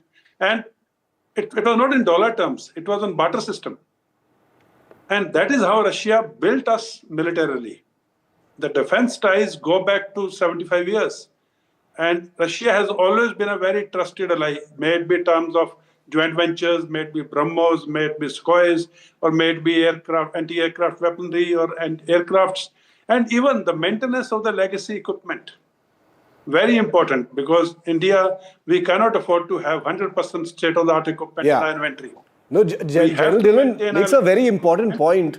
that, you know, ये भरोसे वाला आदमी है at a time when there's not a lot of bharosa going around, geopolitically speaking. I think that's an important point that you make. But, you know, the two leaders, like Nandan was saying, there's no shortage of topics for the two leaders to you know, talk about, even at this quiet private dinner that the Prime Minister is hosting with the Russian leader right now at 7 Lok Kalyan Marg. Vishnu, I'm wondering whether they're going to talk about Trump. Well, I'm wondering whether Trump would speak about them. But let's bring in Shishir Priyadarshi, President of the Chintan Research Foundation. Mr. Priyadarshi, I think one of the things that they will be speaking about is Ukraine. And I think that's important. From India, we want the war to end, obviously, but we also want a resumption, for example, of the oil trade. I mean, it's going to come down now because there are more American sanctions. The moment the war goes away, presumably American sanctions on us will also end. So there are economic interests tied up to this entire business. So do you believe that that's going to be discussed very closely? Good evening, Vishnu, and good evening to others too. Before I answer that, let me just give a second on this spontaneity, lovely discussions you've been having. You know, when one was exposed to diplomacy first, you learned that spontaneity is a well-rehearsed art. And you know, you probably rehearse it well before expressing it. But on that, you know, just two quick points. One is, even if it was communicated, and I'm certain it was communicated to President Putin's entourage a few hours before, it has a much greater impact than something that you've done, you know, 3 or 4 days ago as part of the plan. The other thing I think is very important, and this must have been very well thought out, that he will be there and it will be projected by media as something done very spontaneously. It sends a big signal. Yeah. This is something that will be picked up globally. It'll be picked up, you know, whether it's President Trump pretending not to be, you know, looking at this visit, but this is something which will go down, that, you know, he went there. But coming to Ukraine, Vishnu, I think India has a huge interest in the matter being settled. And I think it is also true that the sanctions, which both indirectly and directly we are facing or are likely to face, will ease if there is a decision. But India also, my feeling is, doesn't want a decision which comes about, which in a way sidelines, you know, India, or which, you know, gets Russia to, as part of the deal, not to continue with the kind of relationship we have. Yeah. But more importantly, I think, you know, what also, you know, President Modi is a world figure. And he wants to really kind of build on that. And if he can play even a small part in getting this, you know, kind of deal done as a consequence or partially in consequence of this visit, I think it'll go a long way. We've got the latest pictures coming in from Lok Kalyan Marg of Prime Minister Modi and President Putin. So obviously, as we reported, they've gone straight to the Prime Minister's estate in central Delhi. And these are pictures first on NDTV, as always, of the two leaders walking through that archway adorned with the Russian and Indian flags and making their way towards the site where they are currently having their private dinner. These are pictures, as you can imagine, from a few minutes ago. They're deferred. Beautifully lit up. Yeah, beautiful. Noticed. I haven't seen that lighting on the walls with the Russian and Indian flags or any flag before this. So it's a bit different. If you just look at that beam atop the structure, I found that to be quite interesting. So they're very relaxed looking, you know, Shiv, at this stage. The two leaders, you know, they're friends. They've got into the same car, as we've been saying. The real work begins tomorrow, and just for the benefit of our viewers joining in, there'll be a formal reception on the forecourt of the Rashtrapati Bhavan that takes place shortly after 9 a.m. tomorrow morning. There'll be the formal Russia-India annual summit that will be held at Hyderabad House. There is a Russia-India business summit which is taking place at the Bharat Mandapam. President Putin will be going there at some stage tomorrow, and he would be going to Rajghat as well. But later on in the evening, there'll be a formal banquet hosted by the President of India at Rashtrapati Bhavan before President Putin flies back. So a short visit, 27, 28 odd hours before the Russian president ends his visit and goes back to Russia. But Nandan Unikrishnan, as you know, somebody who follows the space program very closely, and we should discuss this a little bit, Gaganyaan, India's space program. That's something that we track so very closely, has very close links with Russia, right? Yes, we had sent our future cosmonauts, astronauts, whatever we want to call them. We had sent them for training there. And Russia has tremendous experience of manned space flight. So it is something that we would like to share with them. I mean, they could share with us, and we could learn a lot. So I'm sure ISRO is well aware of it, much better than I am, and are doing whatever is necessary in that direction. The Russians are particularly keen these days to maintain a close relationship with India, and are quite prepared today to be far more open in the sharing of technologies, information, than they were, let's say, even 5 years ago. So it's an interesting juncture in our relationship, and we should not miss this opportunity. All right. Dr. Peter Hansler, founder and chief editor of forum Geopolitical.com, joins us. Dr. Hansler, how is Russia looking at this visit? Besides affirming or reaffirming a close relationship, what are Moscow's expectations? I think the expectations are very high. I think that there will be talks about a lot of trades. I assume that a lot of contracts will be signed at the occasion of this visit. And it's also an appreciation. I think the Russians show a lot of appreciations towards India, because India stood strong with Russia. Dr. Hansler, just give me 1 second. I'll come back to you. The image that you see on the screen is of President Putin, Prime Minister Modi in Prime Minister Modi's vehicle, a Toyota Fortuner, which President Putin hopped onto on his way back to the Prime Minister's residence. So again, the bonhomie of the two leaders. We saw this in Tianjin a couple of months back when the two leaders had gone there, and we're seeing this now as well. I mean, it's interesting because the Russian president had his special vehicle, his armored vehicle flown in from Russia, but he chose to get onto Prime Minister Modi's vehicle instead. So that sort of gives you an idea of the informality that exists between the two leaders. Dr. Hansler, go ahead with the point you were mentioning.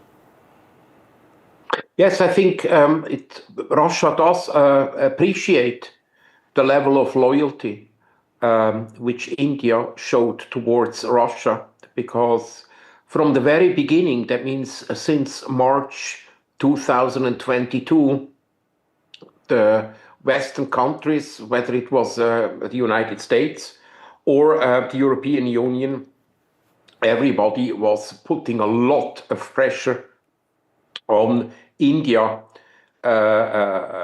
in order to, that they don't work any longer with Russia together. And India stood strong.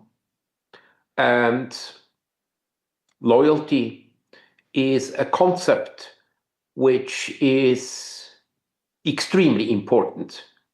Dr. Hansler, just give us half a second. We're going to quickly move on now to another important part of this relationship, a look at the defense relationship between the two sides. Shiv and I were looking at the S-400 surface-to-air missile system, the S-500 system, which India might be interested in the future. Let's just play out this report and give our viewers an idea of something that interests both sides very closely.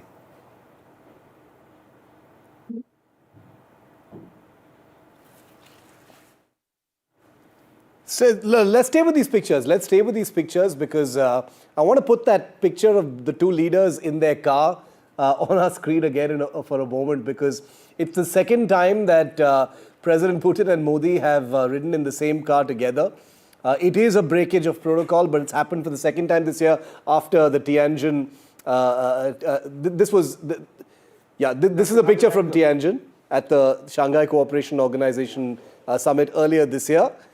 And here's the other one, that's tonight. So the two leaders have shared a ride twice this year. This is the money shot, Vishnu. I'm going to go ahead and say this is the money shot, even though we've got a whole day of photo opportunities tomorrow lined up as well. And I imagine there's going to be A lot of such things to see tomorrow as well. But two big pictures, important pictures. The one on your left side of your screen is tonight.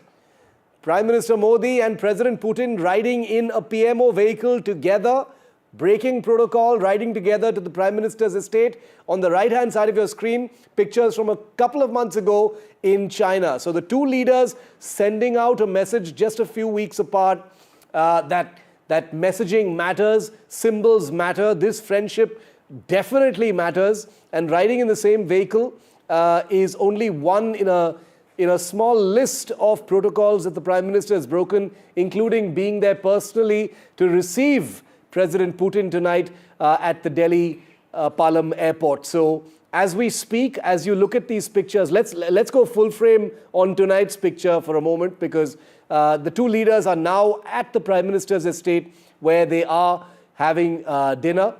This is the picture that I wager you're going to see on the front pages of most newspapers tomorrow, in addition to those magnificent pictures that are coming in from the Lok Kalyan Marg estate, which is where the Prime Minister resides in the national capital.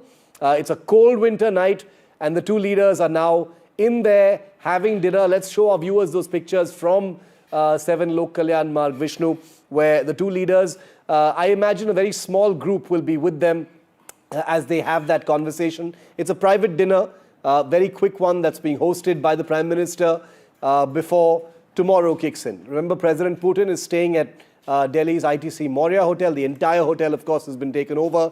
It's a high security zone already. Tomorrow, the day begins at 11 a.m. There are protocol items on the agenda early in the morning from about 9:40, which is when the ceremonial guard of honor at the Rashtrapati Bhavan takes place. Yep. And then you've got President Putin and Prime Minister who will begin the India-Russia summit. You know, Shiv, I got a message from a very senior Indian diplomat, somebody who served very, very closely in Russia in the past as well. And he says that, and it's interesting, it would have been extraordinary and newsworthy if Putin had not been received at the airport by the Prime Minister, as has been the norm for all Russian presidents and CPSU general secretaries, without exception, as with all US presidents. So perhaps this was something that President Putin would have expected, and but I do believe it is interesting that they hopped onto the same vehicle and drove down to Prime Minister Modi's house in the manner that they did. But this does reflect the importance that India attaches with the relationship with Russia. There's a great deal of that's going to be looked at over the next few days. Now, over the next 24 hours. So what exactly are we looking at? We're looking at an enhancement of the trade relationship between the two sides. Agriculture is one area that India would be looking at, and Russia, pharma as well. Energy, in terms of potential future Russian continued collaboration in the nuclear field. Defense, though don't expect any defense deals to be signed. This is a bilateral relationship where there is a distinct trade imbalance. India imports a lot more of Russian products that primarily by Russian oil supplies than the other way around. And both sides are interested in righting that, which is why tomorrow at the Bharat Mandapam, in the heart of New Delhi, we expect leaders of both sides, along with business leaders, and there is a massive Russian delegation, I believe 400 strong, Shiv, who are over here, and who will be talking business as well, and looking to engage Indian industry. Russia at this stage is a war economy. A lot of their economy is progressing, but it is being driven into fueling that war against Ukraine at this juncture. What the world expects, and India certainly does, is that the war must end. That enables India to restart oil imports from Russia, and it enables trade between both sides to actually get to that level that both India and Russia seek. Ambassador Ajay Malhotra, former Indian envoy to Russia, is also joining our rolling coverage tonight. A very big night. Ambassador, welcome. Your word on how the Prime Minister received the Russian president. It's a big day tomorrow. We've discussed in a fair amount of detail what's on the table. But this very special relationship, especially amidst all this geopolitical churn, we know who's watching, but the small gestures, what do they mean? Your take, sir.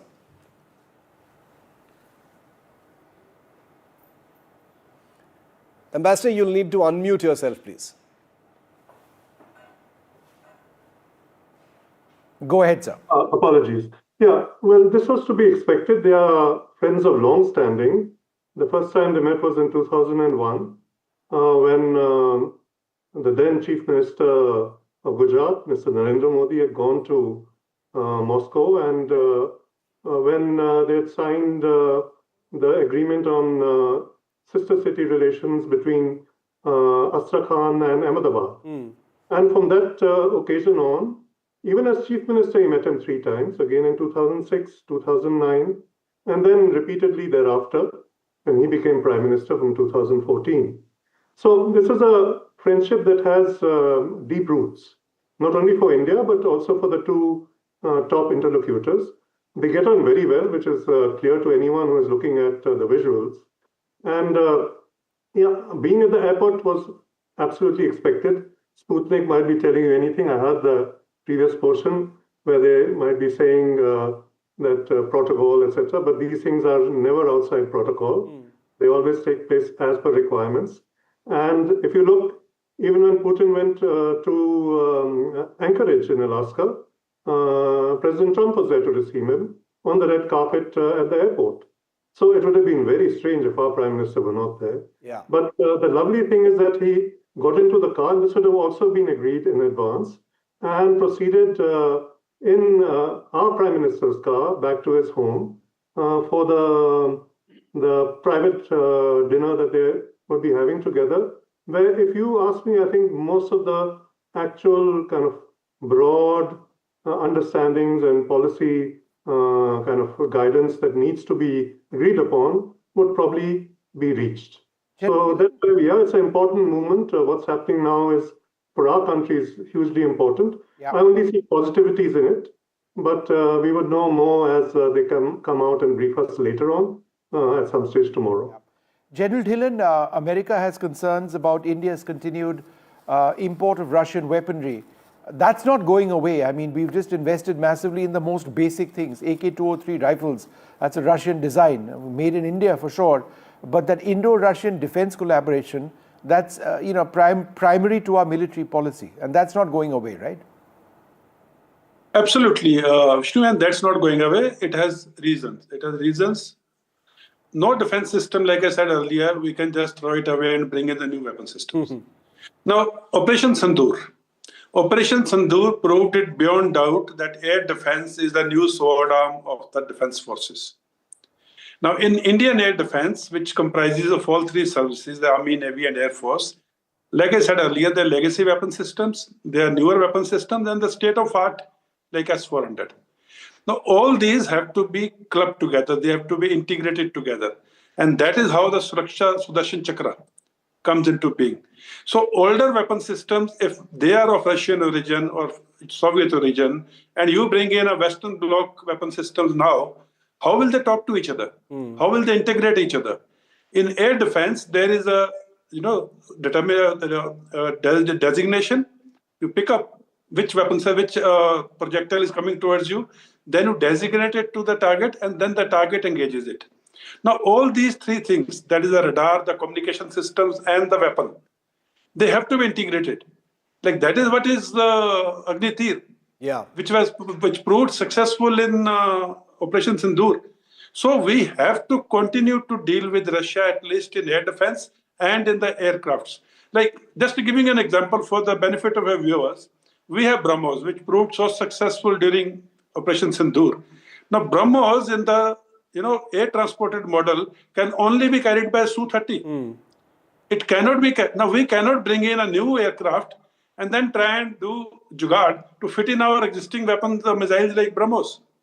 So it stands to logic, it stands to military logic, it stands to economic logic to continue with the block of the weapon systems which we are already dependent on and which is the main inventory. Notwithstanding that, there are certain weapons and communication systems and the intelligence systems which other bloc has. And as standalone, they can be brought in.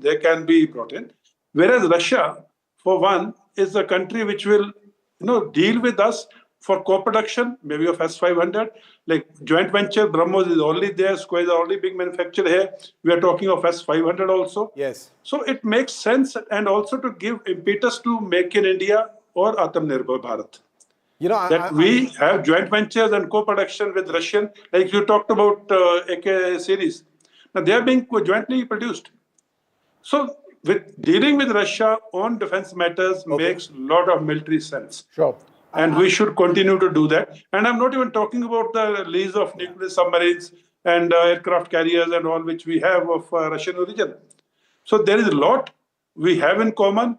And more than anything else, the trust which we have the Russians is beyond. That's very crucial, and we saw that during Operation Sindoor as well, General Dillon. And you've written a book on it, so you know what you're talking about when it comes to what India did and that relationship and how it played out. I'm glad Ambassador Malhotra clarified for us and brought us that perspective that there is no breakage of protocol. These things are all well within protocol, but here it is. Here's how the protocol's been bent, if I may use that phrase then, of the Prime Minister being there, welcoming Putin and then riding with him in that car. And I agree with the perspective that it would be surprising if the Prime Minister wasn't there. That's something that Vishnu and I have been saying from the start as well. Given everything that we've seen for the last 12 months, it would be unthinkable for the Prime Minister not to be there for his friend Vladimir Putin. Vishnu.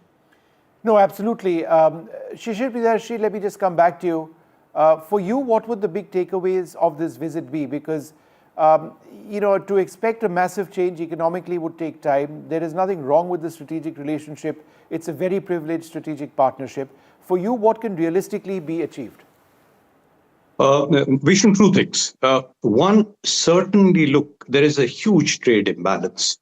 You talked of it. Let me also give the figures. Our trade is about 70 billion, but, we import 65 billion, close to it, and we are only exporting 5 billion. So Russia obviously has a huge rupee surplus. Now, we've got to find ways to provide an impetus to Indian exports to Russia. And I think this will have to be done in a very targeted way. I don't think it can be done by simply talking about the need and, with ministerial delegations saying, oh, we must increase this and that. We should pick 3 areas. And I've done a bit of research on this. And if you ask me, I think pharma, textiles, and machinery. Focus on these 3. It's not an exclusive list, but to begin with, let the people in commerce, let the people in MEA just focus on these 3 things. Because look, there has to be some kind of a balancing to this skewed relationship. So that's certainly one thing that I would hope to see come out of this. The second, since you were just speaking about defense, but the same goes elsewhere too, we are dependent. But I think I'm hoping, and we've done a bit of work on this, that the relationship moves from a pure buyer-seller relationship to a much bigger co-production and co-development relationship. General Saab is absolutely right. If you're deploying, a certain missile and a certain aircraft, it will remain. But then can we not start producing, or at least, as much as possible of whatever is required rather than just purely importing it? A third point, which is not really related to this, I don't know whether it will get reported at all or not. My feeling is India's presidency of the BRICS is going to be talked about. Yeah, absolutely. It's a very, very tough year to take on. And, BRICS is going to be in the limelight. President Trump will, show all guns across to the BRICS. And I think it will be India and Russia working in close tandem behind the scenes largely to ensure that India's tenure as presidency of the BRICS is as successful as our presidency of the G20 was, especially given the fact that on the other side, it's the US holding the presidency of the G20. So I have this feeling that this issue would certainly be talked about, and I'd be looking for little details on what comes out. The BRICS point is a very important one, and I actually wanted to get into that next. Ambassador Malhotra, to you first, your perspective on that, talking BRICS and India's presidency. What's your view on that? And then I'll go to Dr. Hansler. Ambassador Malhotra first. Well, it starts on the 1st of January. Yeah. And I do know that we have been preparing for it. Consultations have been held and preparatory meetings, also with our Russian friends. And in fact, the point worth noting is that in every sector, our Foreign Office consults with the Russian Foreign Office in every division, every political division, whether it's Latin America, West Africa, ASEAN, etc. the counterpart divisions do consult. And so similarly, with BRICS Plus, as it is now known, we need to see that we act in a way that very successfully moves it forward. India is definitely up to speed on that, and we have the capabilities. So I don't see any problem in that happening. Outside pressures might be there to kind of trip us up or disturb things, but again, within BRICS itself, I don't think there are any serious differences at the moment, or any issues which might be so divisive that they cannot be got over by quiet and serious diplomacy. So I would say, good days ahead. India would have another cap in its feather as we move ahead on BRICS Plus. Dr. Peter Hansler, would you like to share a little bit more on your thoughts on BRICS? The fact that this represents at one level a huge challenge to what the United States and Donald Trump believes in. I mean, there's been very strong criticism of that. And yet all the leaders of the BRICS nations appear fairly committed, to sort of BRICS being a primary international forum. Is the question to me? Yes. Oh, I'm sorry. Because I do not. I didn't receive the sound very well from the Mr. Ambassador. But I do believe that for Russia, it's not only a bilateral issue with India, notwithstanding the fact that the relations are deep, very deep and friendly, as I mentioned before. And people, especially from the West, do not understand the term loyalty, the importance of loyalty in the Russian soul, not only in the geopolitical matter.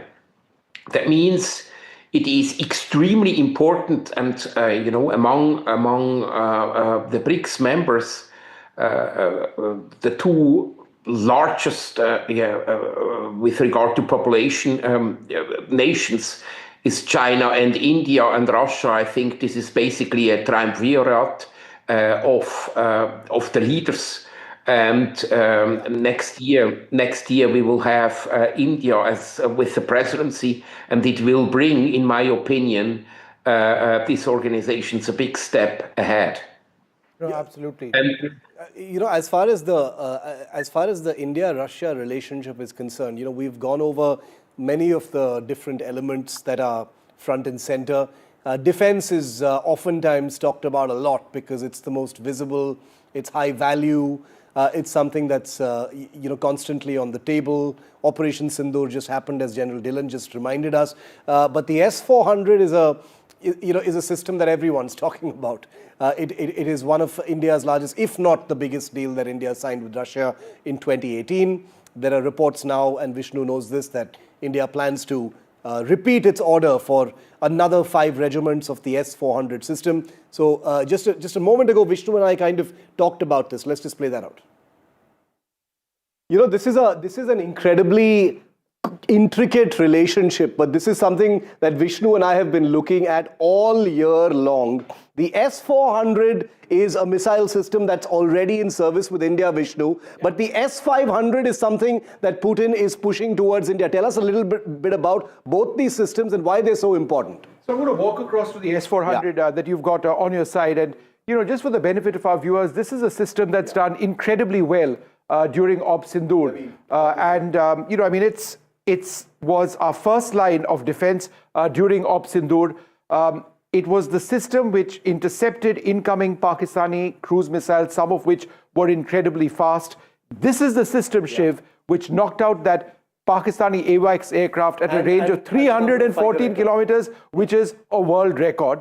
So in as much as the S-400 is able to do this extremely well, what you've got, or what we've got actually on this side, is the S-500, which is still in development, but it is a system which can intercept incoming intercontinental ballistic missiles. They look very similar. It's the missiles and the engagement radars and the long-range radars which are different. An intercontinental ballistic missile comes in at Mach 14 plus, 14 times the speed of sound. This system, the S-500, is able to launch its missiles to intercept incoming ICBMs in space. No, so, that's what it's all the about. S-400 that Vishnu was just talking about, remember, it was ordered by India in 2018 as part of the biggest deal, Vishnu, that India and Russia have signed so far, $5.5 billion.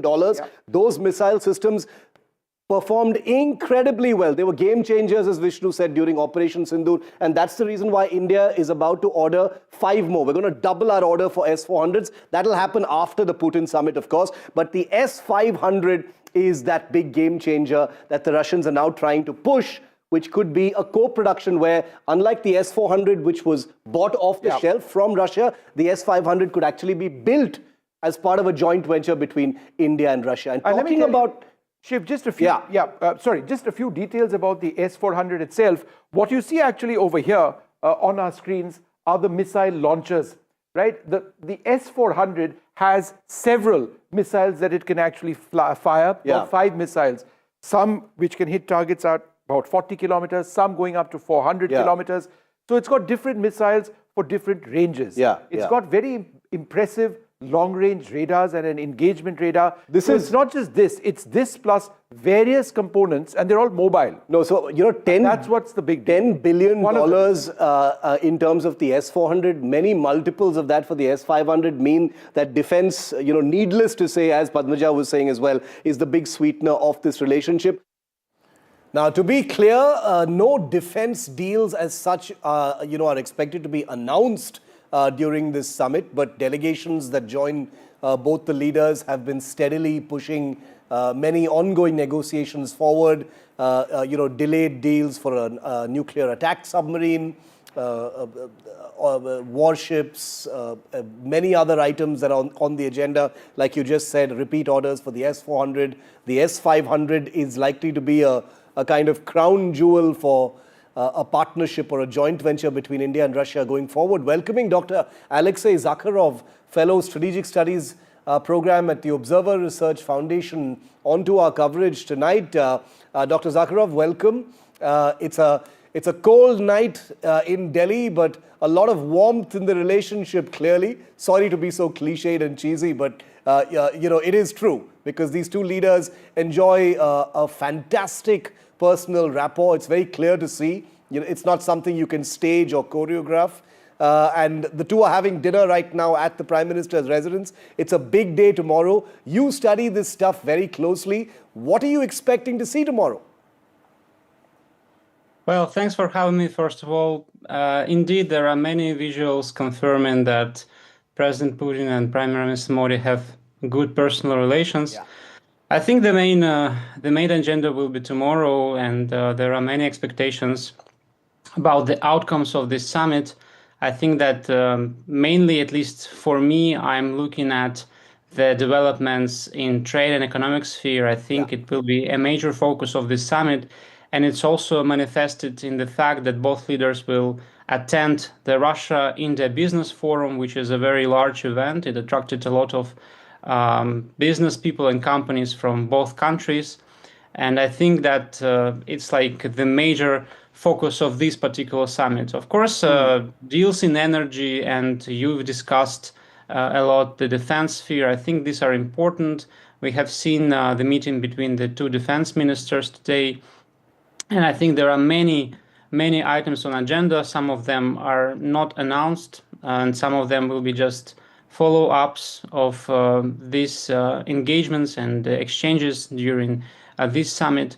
But to my mind, what will be announced will be concerning the trade, will be concerning commercial agreements in different economic sectors between the two countries, in attempt to, reinvent and to boost economic relationship.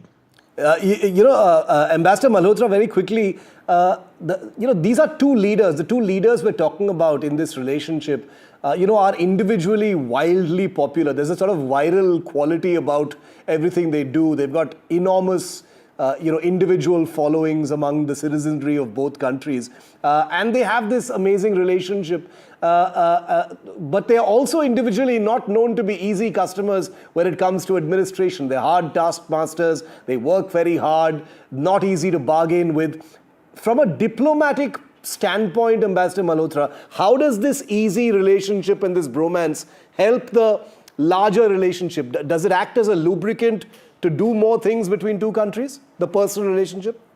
I think it does in this case, simply because if you see, our bureaucracy and the Russian bureaucracy are well entrenched. Yeah. And you need somebody who has a different mindset, like our Prime Minister, who's willing to go all the way, and somebody like President Putin, who also is very effective in his leadership qualities. So when they two meet, it gives a certain synergy, and which is why this summit is most important in my viewpoint, because otherwise decisions that have been, kind of progressed and progressing slowly will continue to progress slowly till the matter of the summit is brought up, and then everyone says, okay, what can we clear? How many agreements can we sign? This is important. Our Prime Minister is watching us, or our President is watching us. And then things start moving a little more actively. If you see even the meetings that take place, the defense ministers meeting the night before, and it all kind of comes up to a crescendo. And that's where the fact of the two leaders being close friends also helps sort out issues, because they can then understand, they know how their systems work. And through their interaction, that's why the dinner tonight, the private dinner, is the most important. They would be able to take decisions which will move things along. Otherwise, it all gets stuck in paperwork and bureaucracy, and like many other countries, the Indians and Russians are pretty good at all of that. Yeah. No, absolutely. And this is something that we're all very curious about. The diplomats and the scholars have had a ringside view of some of these conversations. But, us TV walas like to focus on some of these softer aspects because, in many ways, the story is there. The relationship is a very steady one. It's got a lot of continuity. But it's in these small little dinners and private conversations and riding in a car together that things sort of indicate what the future might bring. Shishir, do you want to add to that? We know that tomorrow's delegation level talks and the summit level talks have a very structured kind of agenda. What would be your guess, Shishir, that the two leaders will be discussing over this private dinner, for instance? Look, you've used the right word, yes. But if you give me a long leash, or I'm taking a long leash, absolutely, my feeling is China will figure in this conversation. We haven't talked about it much. We don't seem to. It's always, US and this. My feeling is China will figure in this. Look, Russia has an amazing relationship with China. Just today I was told there are about 200 flights a week between China and Russia, whereas, I think India is still probably in single figures. Yeah. So, and obviously, while there was a lot of talk of India-China relationships, both prior and during the SCO summit, but the fact is that still we are very, very skeptical about that relationship. Now, can Russia play a role? Can a troika emerge? Maybe, as I said, maybe I'm on a long leash on this. But my feeling is China would certainly be one of the issues which will be talked about but not reported. No, important, and I'm glad you brought China up. General Dillon, there's no conversation without China. The three leaders, Xi Jinping, Vladimir Putin, and Narendra Modi, met just a couple of months ago in Tianjin in China. So there's a lot of subject matter there as well. And I agree with Shishir when he says China is definitely going to come up. General Dillon? Yeah, I agree with Mr. Shishir too, but I will answer your question in two parts. Firstly, India bonhomie has to happen, or they have to come together. Now is the time. Three leaders in all three countries, very strong in their home constituency, and very, very strong and visibly tough leaders who can take decisions in the interest of their respective nations. So that's why I say if Russia, China, India, bonhomie or future collaboration has to happen, it has to happen now. Yeah. Now coming to the second aspect. China is never in a hurry to mend relationships. China always believes that future generations will be more intelligent and more informed. So they will always bend the issues if it is not in their absolute interest to do it now. Now to bring it in into China's absolute interest to deal with India on a level ground is what is most important. Yeah. Unlike other neighbors of China, with whom China has mandated their border areas, fences, and all the claims and counterclaims, India is a different country. We are equally powerful in economy or in military and other things. We are 1/6 of the world, they are 1/6 of the world. None of us would like to negotiate with the face having been lost. Yeah.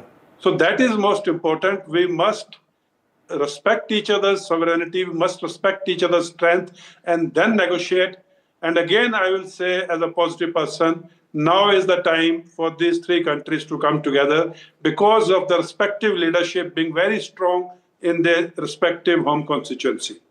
If a leader is not strong at home, he cannot take strong decisions at international level. Well said. And I think that pretty much sets the flavor for the conversation between these two leaders and the countries they lead. Gentlemen, thank you very much for joining me on our rolling coverage for tonight. We continue at 10. But I just want to tell all our viewers that this is Vladimir Putin's first visit to India since the beginning of the Ukraine war. It's a key bilateral that has been set between the two leaders that takes place tomorrow. The day kicks off early in the morning. Here's a look at the man who shaped his own destiny.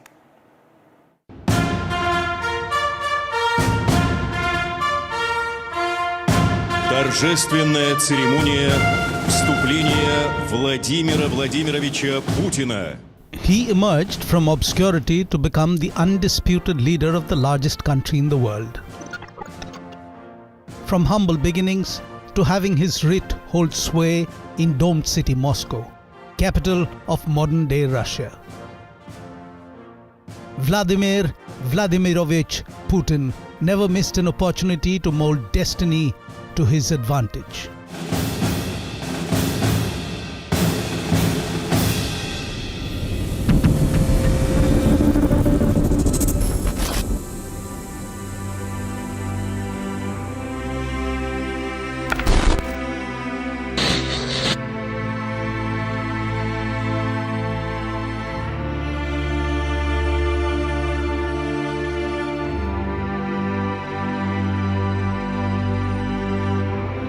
Vladimir Putin was born in 1952 in the Soviet city of Leningrad, still recovering from the shock and deprivations of World War II.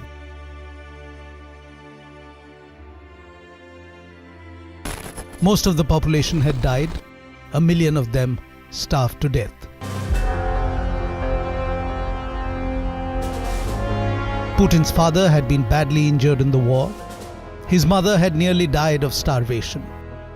Living in a rat-infested apartment with 2 other families, Putin's family had no hot water, a broken-down toilet, and little or no heat.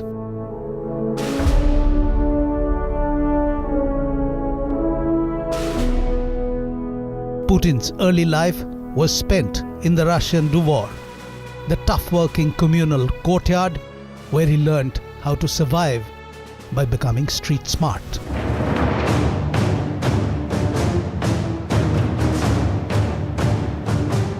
Early in life, he was attracted to Sambo, a martial art developed by the Soviet Red Army that combined judo with wrestling. Later, he shifted to pure judo and became a master.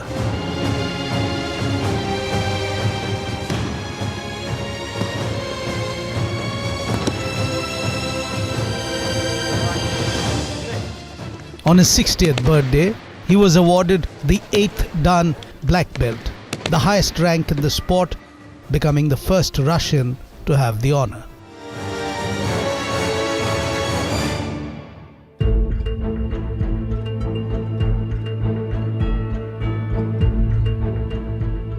Vladimir Putin studied law at Leningrad State University, graduated in 1975, and immediately joined the Soviet intelligence service, the KGB.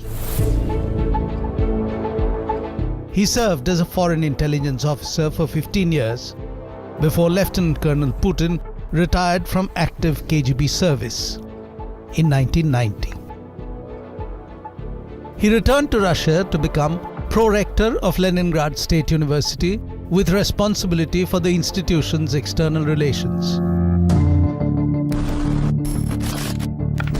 In June 1991, Putin became a deputy mayor of St. Petersburg and was put in charge of the city's Committee for External Relations. He officially resigned from the KGB in August. And then onwards, his growth in the world of politics gained true momentum.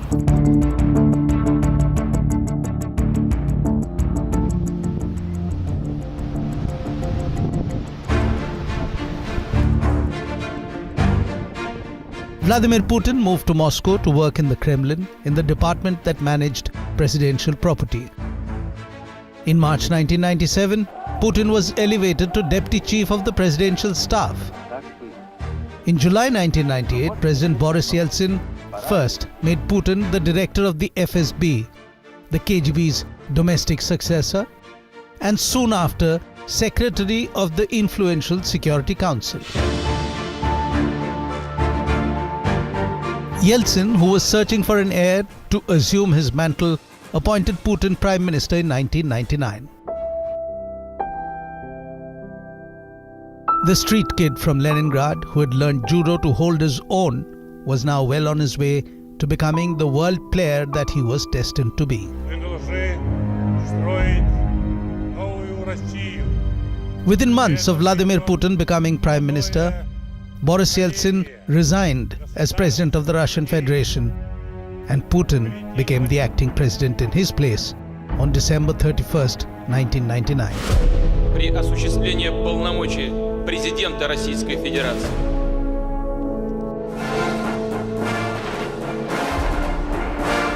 Putin served 2 terms as Russia's president before stepping down to assume the position of Prime Minister. Russia's constitution then prohibited anyone from serving 3 consecutive terms as president. During his first 2 terms itself, President Vladimir Putin worked on restoring a sense of national pride and perception of Russia as a global power. At the same time, his policies and economic reforms saw Russian economy experience significant growth. More than 23,000 sanctions levied by the Euro-Atlantic Alliance against Russia. You can sanction a country to bring it to its knees so that the population becomes so dissatisfied that the population achieves the regime change. But it hasn't worked in Russia. In March 2012, Putin was re-elected as Russia's president once again. A constitutional amendment extended the presidential term from 4 to 6 years. Since then, Putin has won 2 other consecutive elections by impressive margins each time to remain president of Russia, a post that he still holds.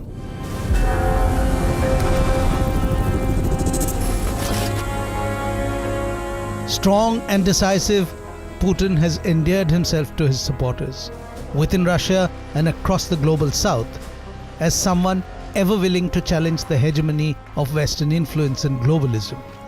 Vladimir Putin, the boy from an impoverished background, has by his own efforts today become the ultimate symbol of Russian national sovereignty.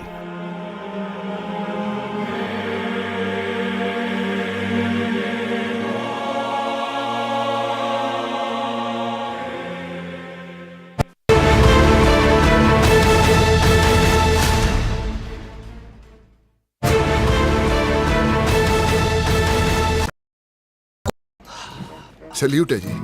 आप देश की रक्षा में जान लगा देते हैं और आप घर घर में तार लगाते हैं जी। ई बीम टेक्नोलॉजी से बनी, न जले न पिघले, सबकी रक्षा करे। हम सरहद पर लोगों की रक्षा करते हैं और आप देश के अंदर। सैल्यूट तो बनता है जी। अपार अणुशक्ति फायर प्रोटेक्ट वायर, अपार देश का तार।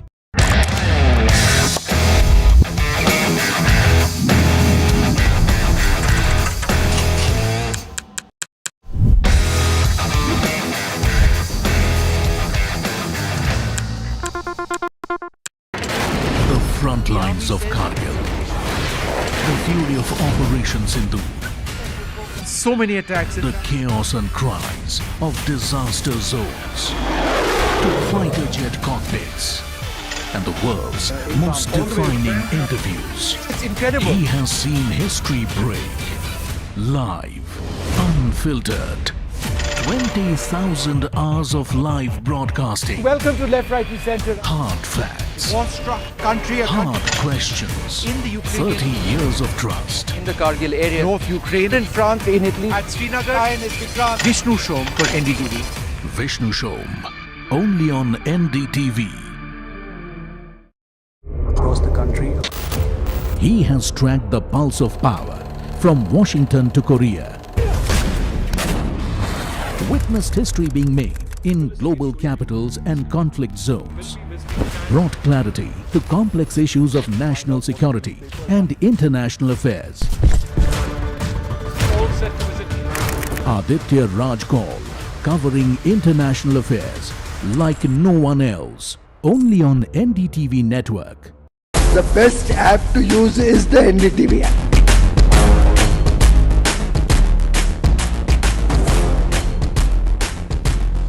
दुनिया भर में जब भी भारतीय मीडिया की चर्चा होती तो एनडीटीवी सबसे पहले जिक्र में आता है। मैं आपका बात से सहमत हूं, उल्टे हम भी जब विदेश जाते हैं, the best app to use is the NDTV app. 21 days in Kashmir. People have bombarded me, friends, with requests for an unfiltered list of things I saw and observed on the ground. Very special ground report from the line of control. There were some children who've lost limbs in the shelling. They are now India's smallest but possibly the most powerful crime family. Cough syrup has killed at least 25 children. Gaikwad sahab, aise mat kijiye. Suddenly people are wondering about the weaponization of India-Pakistan cricket. We live and breathe elections. You will not believe your eyes or ears when I show you what I'm about to do. And for a country that has fought so many wars in the mountains and at high altitude, we're standing on the Indian Navy's newest warship, the line of control, Shiv Arur, NDTV.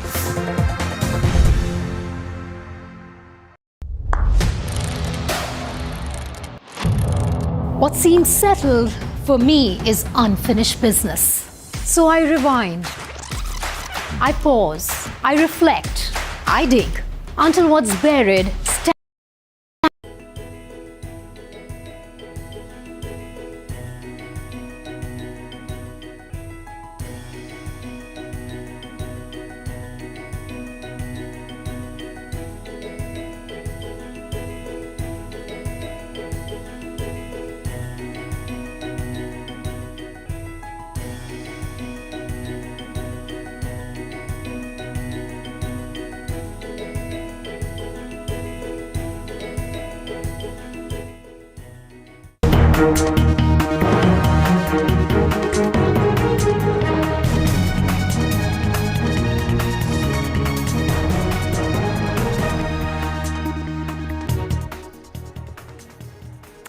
Good evening and welcome. Thanks very much for tuning in to NDTV. I'm Padmaja Joshi, and on every story that matters, the buck stops here. And our top focus today, even as the entire world is talking about that big Trump-Modi meeting that is to happen tomorrow, a shocking story is unfolding right here in our country, under our noses, in Tamil Nadu.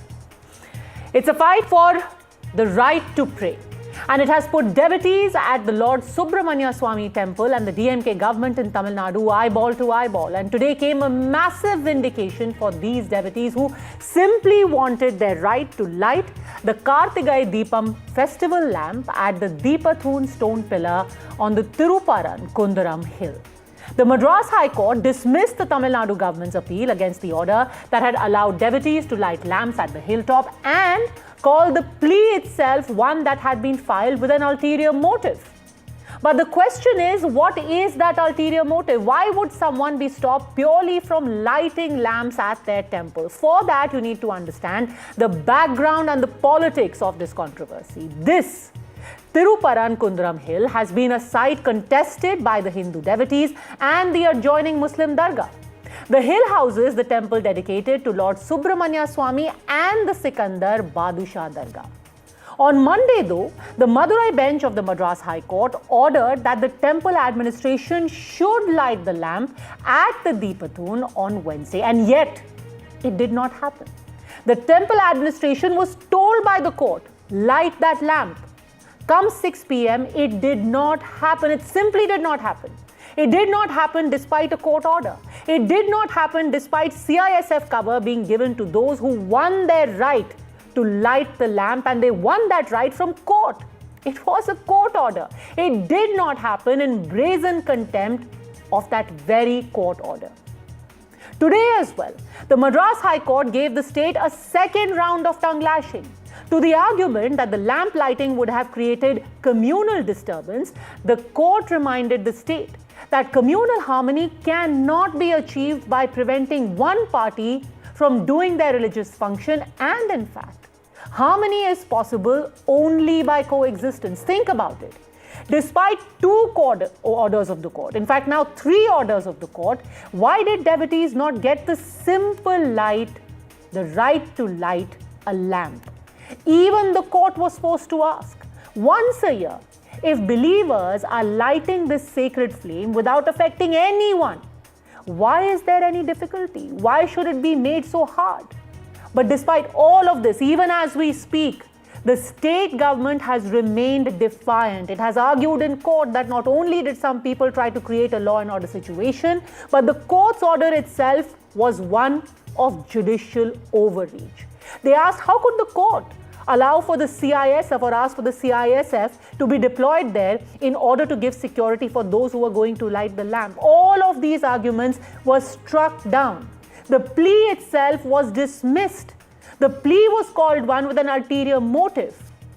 Ultimately, it was the devotees who had a ruling in their favor. But despite all of this, imagine the courts have intervened. They have again and again questioned the intent of the government. But despite all of that, even as we speak, that lamp has not been lit. Now, the simple question you must ask yourself, what is the concern here? Is the concern really for upholding the law?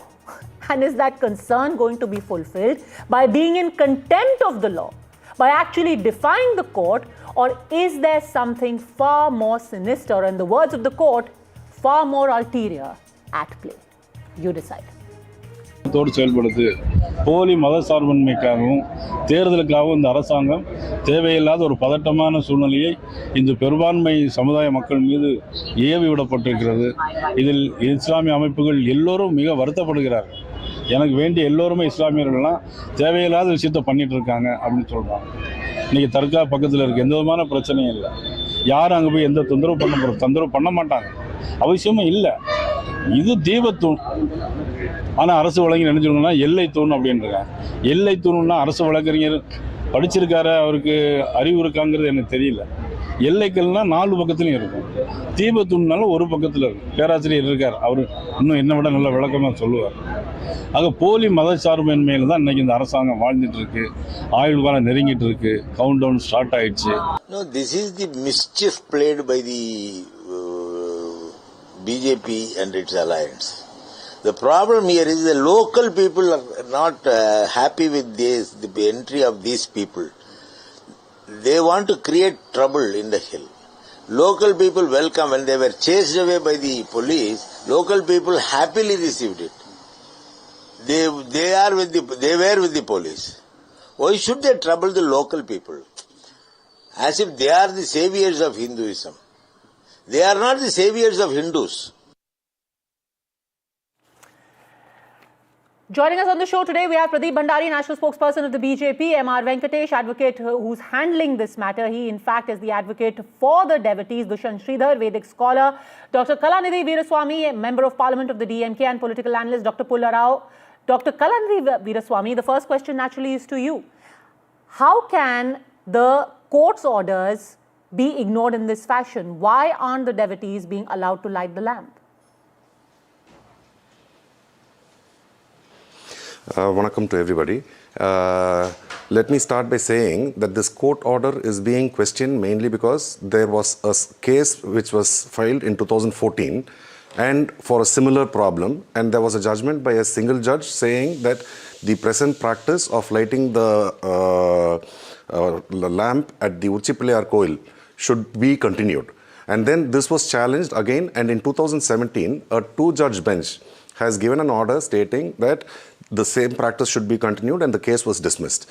So subsequently, now they have come again to another court where a single judge gives an order which violates what the two-judge bench have ordered in 2017. So this has actually become a legal conundrum, because when you have a two-judge bench giving an order, it is something similar to saying like a seven-judge bench of the Supreme Court, that order is being violated by a single-judge order by the Supreme Court. So See, this cannot happen. As so we have asked for right clarifications. Now, on the 4th of December 2025, the court, a two-judge bench, has asked for the lamp to be lit. And in fact, I want to read out some of the observations made today. In fact, some of the things said in the order today. The learned single judge, having found that the state machinery willfully decided not to implement the directions, citing pendency of unnumbered appeal, called upon the assistance of CISF for enforcing the directions. The situation has arisen in which the state police unable to carry out the constitution mandate. Here you've got the court saying that the government is willfully ignoring what the court has said, and your police is unable to carry out the constitutional mandate. The question is why? Even as we speak, and that's the big breaking news right now, even as we speak, the prohibitory orders have not been removed from that area. The people who were there to light the lamp, they are not being allowed. And the local officials there are saying, we are going in appeal, so we are not going to allow you to carry out the lighting of a lamp which has been allowed to you by the court. The law of the land allows these devotees to light the lamp, Dr. Kalanidhi Veeraswamy, and your police is stopping them. Why? Okay, I will answer that. See, the lighting of the lamp has been happening in this Uchipilliyar Koil for the last several decades, if not a century. And this new order is stating that it should be lit in a new place, which has not been in vogue for several decades. So now when there is a controversy like this and there is local tensions over there, the local authorities are best suited to understand how the sentiments are playing over there. And the court order also, if you just read Justice G.R. Swaminathan's order, he has said that the petitioner and 10 other people can go to the temple and to the hill and they can light the lamp. But if you see, there were hundreds of people who have gone there carrying several So you're saying that the local administration knows better than the court? Because you made the same argument yesterday. Today that argument was shot down. In fact, when it comes to the whole idea of communal harmony, you have made that argument. And the court has very specifically said communal harmony can't be achieved by restricting religious acts. It has to be done with both sides acting together. See, this is the same attitude with which the Ram Temple issue was approached, where everybody, the thousands of people who went there desecrated the mosque over there. This is the same kind of a judgment which caused the problem which is happening in Manipur, where a judge had given a verdict about a reservation policy which changed the things over there. Where with the greatest of respect, sir, are you saying that the court doesn't know this? What has been happening for 2 years. Are you questioning the wisdom of the court that has not once, not twice, but thrice said that this deep should be lit? Are you questioning the wisdom of the court? No, no, it is not about the question of questioning the wisdom of the court. We are basically saying that this particular judge, he has given this order where there have been several allegations, accusations about him by retired chief justices. But are you questioning the integrity of the judge? Are you now questioning the integrity of the judge? No, it is not me questioning. There is one Justice K. Chandru who has made this observation. I am only telling you what. Sir, it was a two-judge bench. Spoken about him. It's a two-judge bench. Are you questioning the integrity of both the judges? No, two-judge bench has dismissed the appeal of the state government. Exactly. The state government has decided you appealed saying that the deep should not be lit, and they dismissed your petition. And the state government feels that let me finish, madam. The problem which is happening over there is something which can lead to a law and order problem. And if you look at this, even the Sabarimala case, there was a Supreme Court direction for women to be permitted, but the Kerala government could not do that because of the problems which were being faced by them. Okay, let me open this up. Let me quickly get in MR Venkatesh. MR Venkatesh, ultimately it is the discretion of the government, and I'll come to you, Pradeep Bhandari, on the political aspect of this as well. It is the discretion of the government. They know better what is happening on the ground, and they fear a law and order situation. Padmaja, I am before Justice Swaminathan, and technically I'm on my legs before him. So I will be very brief and to the point. This case is over 102 years. First thing, let me correct you, or my learned friend, Mr. Veerasamy. A civil court in 1923 gave a judgment in favor of the Hindus. It went up to the Privy Council and it was affirmed. Then in 1996, Justice Kanakaraj, a single judge of Madras High Court, said, barring the dargah, you can light the Kartikai Deepam anywhere 15 meters away from the dargah. He said just keep a 15-meter buffer zone and light the lamp anywhere. Now this Deepatun on inspection by Justice Swaminathan, who went there personally, estimates it's more than 50 to 60 meters. This is the first thing. Second thing, the hill itself is revered as Lord Shiva. The hill itself is Lord Shiva. People don't know this. This is a hillock like Tiruvannamalai. This is a hillock which is revered as Lord Shiva. The third point, as far as law and order is concerned, yesterday 144 was section 163 BNSS, which corresponds to 144 CRPC, was invoked by the collector, and that was quashed today when the police commissioner of Madurai appeared before his lordship Justice Swaminathan. And yesterday on that order of Justice Swaminathan, Justice Jayachandran's bench agreed with Justice Swaminathan's assessment that law and order will not break down. Please understand this. And why it will not break down is 1994 as well as in 2013, the Dargah committee has given an assurance in writing that they welcome the lighting of the lamp at the Deepatun. It is not the Muslim, there is no Hindu-Muslim problem. The problem is with these secularists. The problem is with Dravidian parties who care two hoots about the constitution, who care two hoots about courts, care two hoots about the law and order situation, and they think it is their fundamental right to trample on the Hindu sentiments. Dr. Veerasamy, how are you saying that? How are you saying that, sir? Dr. Veerasamy is very clear that right now the situation on ground is volatile, which is why these precautions have been taken, MR Venkatesh. No, that is his assessment. Please understand, he is a politician, he can speak whatever he wants, and I am not here to buy his diarrhea. I am here to tell you very clearly that Veerasamy is not the authority. The authority is the court and courts, and if you want, if the constitution... I am not. I have never claimed myself to be the authority. No, please keep quiet, sir. I didn't interfere. You please keep quiet. You will listen to me.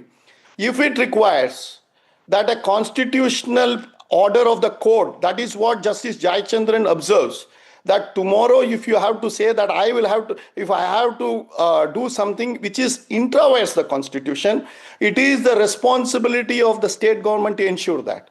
Otherwise, my advice to Mr. Veerasamy's party is resign and go. Say that you are not able to uphold the law and order. Dr. Veerasamy, the intent is not about law and order, it's about politics. It is not about politics, and they are saying that we are people absolutely who are about politics. It is only about pandering to the Muslim votes. Hinduism. But one second, sir, now I am talking. You can kindly keep quiet. You kindly keep quiet. No. You cannot bullshit. Interrupted upon when you had the liberty to ask me to keep quiet. You cannot intervene when I am replying. I will also demand that. Let's keep it parliamentary. You are intervening when I am replying, and if this is how you are going to be conducting your debate, I don't think there is any point in been even having a discussion about this. This is not called a debate. You are sir. shouting The court over me. order has to be followed. Please understand that. If this is what you want, I will leave the floor to you where you can talk the whole point. You can throw all kinds of rubbish on the DMK party and the government over here, and I will keep listening. If that is what you want, I can keep quiet for the whole period of this time. Dr. Veeraswamy, intent is political. The charge against you is you are doing it for appeasement of politics. Kindly ask the gentleman to complete whatever accusations or whatever he was leveling. Yes, go on, respond. There is no accusation against you. It's only contempt against you for the type of politics and branding that you do. You bring down the stature of Tamil Nadu. That is the charge. Dr. Veeraswamy. You don't respect court orders. Dr. Veeraswamy, respond. Can I respond now? Yes. So you are talking about a government which for the last 4.5 years, the temples are all under the protection of the government of Tamil Nadu. And the government of Tamil Nadu is being headed by the DMK party. And the amount of work which has been done in the temples, especially our HRNC minister, Mr. Shekhar Babu, who is an ardent devotee of Lord Muruga and Lord Ayyappa, he has done yeoman amount of work where not even any BJP ruled states, they would have had that amount of work which is being done for the temples in Tamil Nadu. And the extent of work which has been done is being belittled just for political reasons. The earlier speaker, Mr. Venkatesh, was accusing this government, and every time there is an election coming up, that is how the BJP party and the right-wing people, they start throwing accusations and trying to create some kind of ruckus. Why would repeatedly the court shoot down your arguments? That is the basic question. Had it just been about the BJP going to court, and are you, Pradeep Bhandari, trying to create another Babri-like situation, like Dr. Veeraswamy is saying? You are trying to yoke your wagon to another religious cause. He's mentioned the Babri. Padmaja, on your show, the DMK panelist openly criticized the Supreme Court's order for saying that Ayodhya Prabhu Shri Ram's Janbhumi is Prabhu Shri Ram's Janbhumi, a grand temple should be made. So till date, the pseudo-secularist and the appeasing DMK, which called Sanatan as dengue, malaria, AIDS, is not able to digest the fact that Hindus have a grand Ram temple following the constitutional process at Ayodhya Ram Mandir. And this is the exact mindset that they are applying by not allowing the Deepam to be lit at the Deepotsam. That's exactly what they're saying, that you're trying to turn Madurai into the Ayodhya of the South. That is exactly the allegation.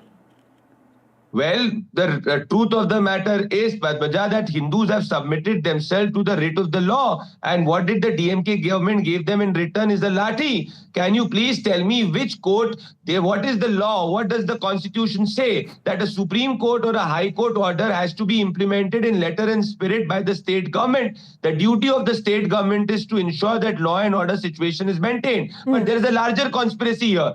DMK government purposely ensured that the law and order situation was not maintained so that they could impose Section 144 and prevent the Hindu devotees from following their faith after the order of the Madras High Court. So what the DMK government here has done is they have imposed a cost. They have imposed a cost on the Hindus for practicing their constitutional right under Article 25. Because if yesterday 1,000 Hindus were going there to light the Deepam, by lathi charging and imposing Section 144, they are ensuring that not 1,000 but 900 go. Now please tell me that had they practiced the same barometer, had it to do with another faith? No. Did the Hindus not follow the law? They followed the law. Did the Hindus not follow the constitutional process? They followed the constitutional process. Whose responsibility was it to maintain this law and order in 10 seconds? This exact mindset of sensitive areas, not able to apply the law, it was followed by the Congress party. That is why you could not have an Ayodhya Ram Mandir for decades. The same anti-Hindu mindset is followed by the DMK, where the Hindus are treated as second-grade citizens. Despite the court order, they are not able to practice their faith. This is the breakdown of the constitutional machinery. Dr. Pulara. Have they applied the same principles for any other faith? After Mr. Sridhar, because they know that I can comment on each one. No, Dr. Pulara, you please respond to this, that this is trying to do vote bank politics. It's as simple as that. Well, let me tell you, all legacy issues are very painful. You know, many of us who are very faithful, who believe in the Hindu faith, these are legacy issues which we have to tread very carefully. I appreciate Mr. Venkatesh's fight, and also I have nothing against it. He has done a great fight. He has won a court battle. That's the way things should be. But this is, I may say, with some experience or something, this is a legacy issue. We should handle it very carefully. Sir, it is not a legacy issue. Now it is a legal issue. It is a legal issue. Let's be absolutely clear. And let's keep Pradeep Bhandari, M.R. Venkatesh on the screen, please. Let's be absolutely clear on this bogey that is being perpetuated right now. The court in its order has said, and I think it's important for the viewers to know this, the court has said clearly, lighting the lamp at the lower peak will not affect the rights of the dargah or Muslims in any manner. So whoever is saying that a communal cauldron is bubbling over there, the court is clear. There is no communal danger over there. The court is not going by press reports. The court is going by that law. The court is not competent to decide what's going on the ground. They're given the law. The court is not competent? Fair enough. The court is not competent? Pradeep Bhandari, the court is not competent? Agency that the police has to ensure. One minute. The DMK government is creating situation on the ground so that they get an alibi to not implement the court order. This is exactly what the Congress party did for decades by not allowing the Ram Mandir to come. I don't. You say it is a sensitive you have area. Some manners. This is exactly the same mindset. I don't want to hear your voice. Sir, I will not. Enough. No. You spoke enough. What do you know? You cannot. You speak the law. Let me talk. You speak the law. What are you lecturing me for? What are you lecturing me for? I will lecture you because of you. You're not competent. You know what the court said and I quote the court. Harmony doesn't mean blocking rituals. No, you can't interrupt. Dr. Pula Rao, the reason why this needs to be called out, and it needs to be called out in all stark detail, is because the way things have happened since the beginning of this week, it just reeks of impunity. Let me give a little bit of background to the viewers.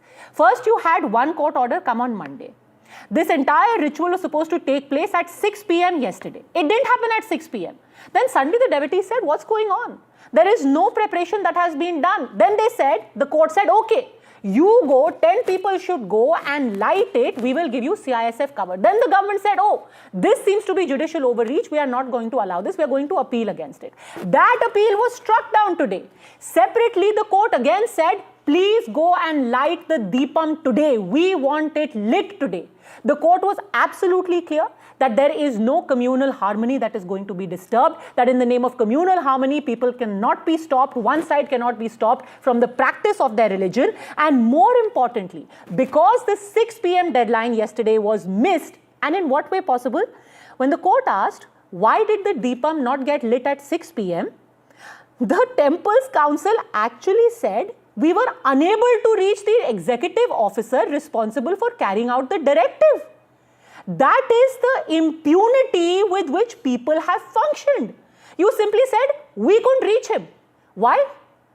Was he in the jungles of the Amazon? Could he not be reached? Could you not call him? Could you not send a fax? Could you not call one of his associates? You simply cannot reach him, and you basically cocked a snook at the law, and that's not us saying it, it's the court which has used those words. Now let's come to the point, Dushyant Sridhar, of the larger legacy issues that are being made.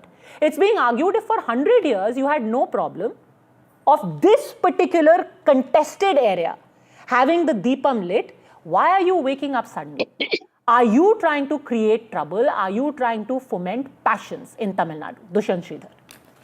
Namaskaram Padmaja, and namaskaram to all my fellow panelists, and namaskaram to the viewers who are watching this show. First of all, you don't expect anything remarkable from a government where a sitting minister on stage with the HRNC minister on stage calls Sanatana Dharma as AIDS and cholera. You don't expect much. And when their own family members speak and recite verses in Sanskrit, the son calls the language dead. Is absolutely an oxymoron, and that is visible on stage. And coming to the point, this is a temple which has been venerated for over 2,000 years, Padmaja. We have the Tamil, the language, the Tamil, which was formed in Madurai and which was nourished by Shiva, who is the principal deity. Skanda, Muruga, is the deity who developed the Tamil language. And for all their facade that we are protectors of the Tamil language doesn't find any mention here, because you're taking away the rights of a beautiful festival, of the Tamil festival, for a Tamil god on a day when devotees are happy. So they don't have respect for the language Tamil. They don't have respect for the culture and the festivals that we all celebrate as Tamilians. They don't have any respect or any knowledge of the literature. People who call legacy issues cannot even tell what is the name of the deity in the temple, what is the name assigned by the poets, and they will just keep rambling because of their age. Age has nothing to do with wisdom. It's just pure expertise in the scriptures and the literature with which you talk. And to me, as a Hindu, I feel not belonging to any political party. I can tell you this is a big setback for the Hindus, because they have elected a government which is absolutely against their rights. Why? That's their motive. That's their motive. This language protection, Tamil culture, all the shields that they use is not true at all. Kalanidhi Veeraswamy. Principally against, because when you have a festival for the Tamil god Murugan, that is not celebrated, and what you do as a protection is to Sikandar Alauddin Shah, who for 30 years between 1336 and 1378 massacred the Tamilians, and all of this is recorded in history. And you are there to protect that, who has no connection with the Tamil language, and you don't have the audacity to celebrate a Tamil festival which is meant for the Tamil people. Dr. Veeraswamy. Absolutely a double edge. No, it is actually shameful that the person is spitting so much of venom about this government. But anyway, I will answer this. This government, like I had told earlier, that they have the ones who have done the... Sir, if you want to keep talking, I will keep quiet, and I will keep quiet the whole show, sir. No problem at all. We have no problems. You can rant and rave how much ever you want. You want me to keep quiet? I will stay quiet. You conduct the show with only the other three people talking about DMK party and blaming us. I have absolutely no problem. Can you speak about the verses in Tamil that were quoted by Jnana Sambandar about the deity? Because you don't believe in the literature. Quote. Dr. Veeraswamy. Please quote. No, he's talking about some Jnana Sambandar, what he quoted. I am not here for a religious contest about who is a bigger Hindu or whatever. You mean to say that everybody who knows about Jnana Sambandar, what he quoted is... To the panel, you should have that knowledge, not everybody. Sir, you can kindly go ahead and talk. I mean, like, you finish talking and then I will speak. Sir, Mr. Veeraswamy, it is better for your own dignity. You keep your mouth shut. That is better for you. Okay. Let's please treat each other with respect, but very humbly, you want me to Dr. keep my mouth shut? Veeraswamy. I'm perfectly fine with that. I will be perfect. It will be perfectly fine for me. No, because Dr. Veeraswamy, it is your government which is in the dock. Let's be absolutely clear. There are people who are livid today because there is a sense of disbelief that you go to court, you fight the legal fight, and despite that, a government holds you back even as we speak. And that's the other big news coming in right now. People who were gathered there to light the Deepam, they thought that finally, after 3 separate court orders, they are finally going to be given right of way. They have been detained. Let's fire that breaking news. They have all been detained. They have been picked up by the police because the prohibitory orders, the order was that the lighting of the Deepam should be allowed, but that permission has not been given by the state. Amid that entire court drama, the government remains adamant. There is a sense of what is going on. People are messaging right now. People are calling and saying, we are at our wit's end. Let's quickly listen in to what happened at that moment. Dramatic scene just outside the Tirupparamundram hill top. They are, even after Madurai bench of Madras High Court ordered revoking of 144 and asked the police commissioner to give protection to the petitioner to light the Deepam in top of the hill. Police officials here say they won't allow, they are going to appeal against the order of revoking of 144. So they strictly say they won't allow anyone to go to the top of the hill, and they say they have to wait still as police on behalf of police officials, they are going to appeal against the revoking of 144 order. You know, there was a legal argument between the temple between the state government and between the state government and the petitioner side. There was a argument where the temple administration told that here, it would create a chaotic situation, law and order situation if we allow to, yesterday there was a scene in Tirupparamkundram where the barricades were broken, scuffle was happened. How you see the overall developments in Tamil Nadu? Overall Tamil Nadu, there is no problem. Because of only the Chief Minister of Tamil Nadu creating the problem. Yesterday, it will be allowed, but it will be very smoothly. But this situation is created by the Tamil Nadu government. But DMK say... Dr. Veeraswamy, people picked up, people detained. Why? Yeah. Okay, if I were to understand this, the G.R. Swaminathan's judgment was very clear, saying that petitioner and 10 other people could go and light the lamp. But here we are talking about hundreds, if not thousands of people who were there, and there was a fear that there may be a law and order problem, and you already know that 2 police have been beaten up and they have been injured. So when this kind of a tense situation is existing over there, the ground situation is something where the local administration, even if there is a court order, they know pretty well that they are going to be facing contempt of the court, and they probably are going to be even penalized for this. So they are the ones who will have the best judgment to decide about how to handle a crowd of thousands of people. Weapons in their hand, and it's a law and order Sir, if you want to keep talking, I told you earlier, if you want to keep talking, you please go ahead and keep talking. I will keep quiet the whole show. I will. You should keep quiet, because you are a Hindu-hating man and your party is a Hindu-hating party which is not implementing the court order for its Hindu hate and minority vote bank politics. Were they carrying weapons in their hand that it's a law and order problem? What were they doing that it's a law and order problem? Can you please tell me? Devotees going to light a diya is a law and order problem? Dr. Will you apply the same principle? How is it a law and order problem? No, he is the one who said you have to keep quiet. So I don't know what he wants me to do. Whether he wants me to answer him or he just wants to keep shouting and creating a ruckus over here. I want your government to allow Hindus and implement the court order. What is the need? That is what I want. Follow the letter and spirit of the Indian Constitution. Like I said, that the local administration are the best judges. So you talk so much about the court order. There was a Supreme Court order about the Sabarimala case where they said that women should be permitted to go and visit the temple there. But from 2018 to date, it has not been implemented. Why are you not fighting against it and going against the government over there? You know pretty well that the sentiments of the local people over there will create a law and order problem. That is exactly what will happen over here as well. See, the BJP is only looking at opportunity where you will create a law and order problem. Come elections, you immediately take the religion card and you will make a big ruckus of this, and you talk about Sanatan Dharma, saying that Sanatana Dharma is something which the DMK is against. You call Sanatan Dharma as dengue, malaria, AIDS, Mr. Veeraswamy. Your party wants to consolidate a vote bank. It failed nationally. Keep quiet and just shut up and listen to what I am saying when I am speaking.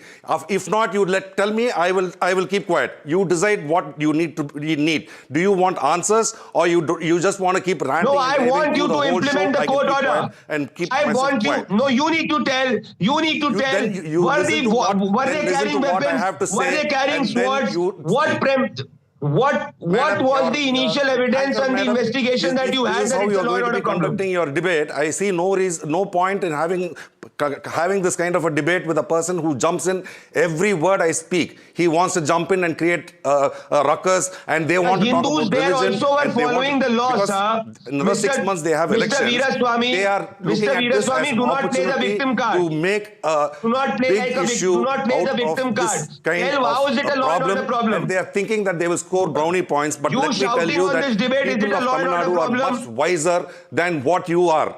They will understand, and you are talking about a government where in a population of about 87% of the people are Hindus. You think that we are trying to appease Muslims. What kind of stupid logic is that? You think that if we are against the Hindus, 87% of the people, yes, you are. You think that the people over there would be voting this party again into power? Come 2026, you see what will happen. Congress also used to be voted into India. That did not make Congress a pro-Hindu party. Place where they can win even a single seat over here. Fair. Because because the people of Tamil Nadu are aware about the BJP's treachery and the things that they are doing, wherever they go, they end up with riots, they end up with mayhem, and they end up in violences. This is what has happened throughout wherever you are. You create such religious tensions and create disharmony among the people. This is what BJP does. Dr. Veeraswamy, that in the upcoming assembly elections in Tamil Nadu next year, you win, you sweep, you form the government. After the results, will you allow for the Deepam to be lit at that spot? Madam, you have to understand this court proceedings is something I'm not even talking about till after the elections. I am talking about, see, if there is going to be a Supreme Court, this case has to have its logical conclusion. A political issue for the I'm BJP, sure that you have to exhaust all your legal recourse. I am asking and then you, we will, best of luck to you. The government will take a decision on that. Let your party sweep the elections. Will you allow the Hindus of Tamil Nadu, the devotees of that area, to light the lamp? Will you allow them then?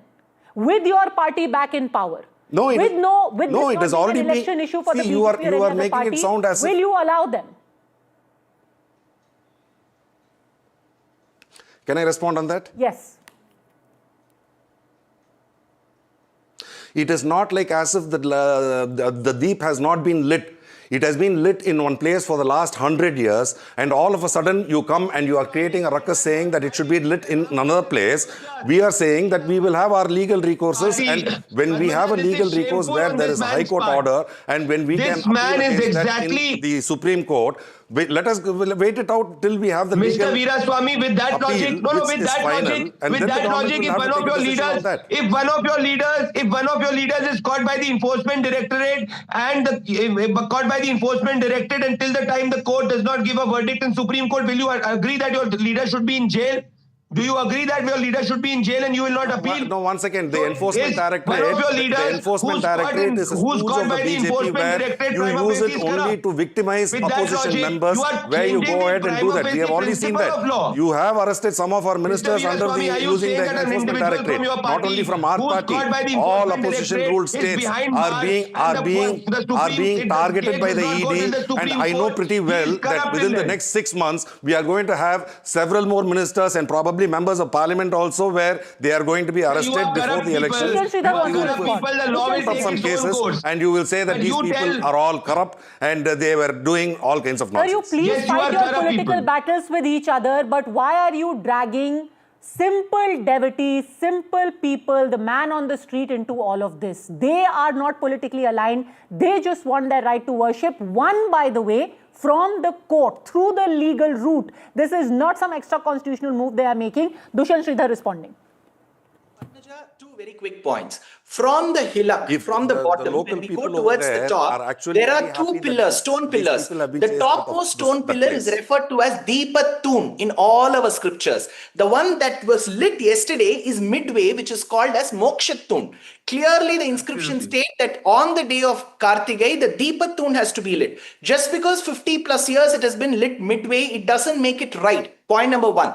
Point number two, the person on the panel said, you have to give others a chance to speak. We have to follow the rules of the debate. Then following the rules, the court orders is also an important thing. When you want the rules to be followed in a debate, why not follow that on ground?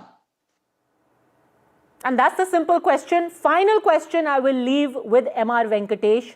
The argument now being made is 10 people were allowed. Why did 1,000 go? That is what precipitated the situation. No, it did not. It's a blatant lie. And I think only a DMK person can lie to his teeth just like that. People were assembling there since afternoon, hoping that the lamp will be lit. And this order was passed on 1st of December. But when people assembled there and there was no sign of any movement from the temple authorities, we moved a contempt petition at 5, which was heard at 6. An order was passed at 6:05 or 6:07 by the learned single judge, directing that 10 devotees can go up the hillock and light the lamp, along with the CISF personnel. But by that time, huge crowd has gathered. And who allowed this crowd to gather? It is the police. It is a mistake of the police. The learned judge asked, I will pass an order for the entire town to be vacated. The police would not agree. The learned ASG would not agree.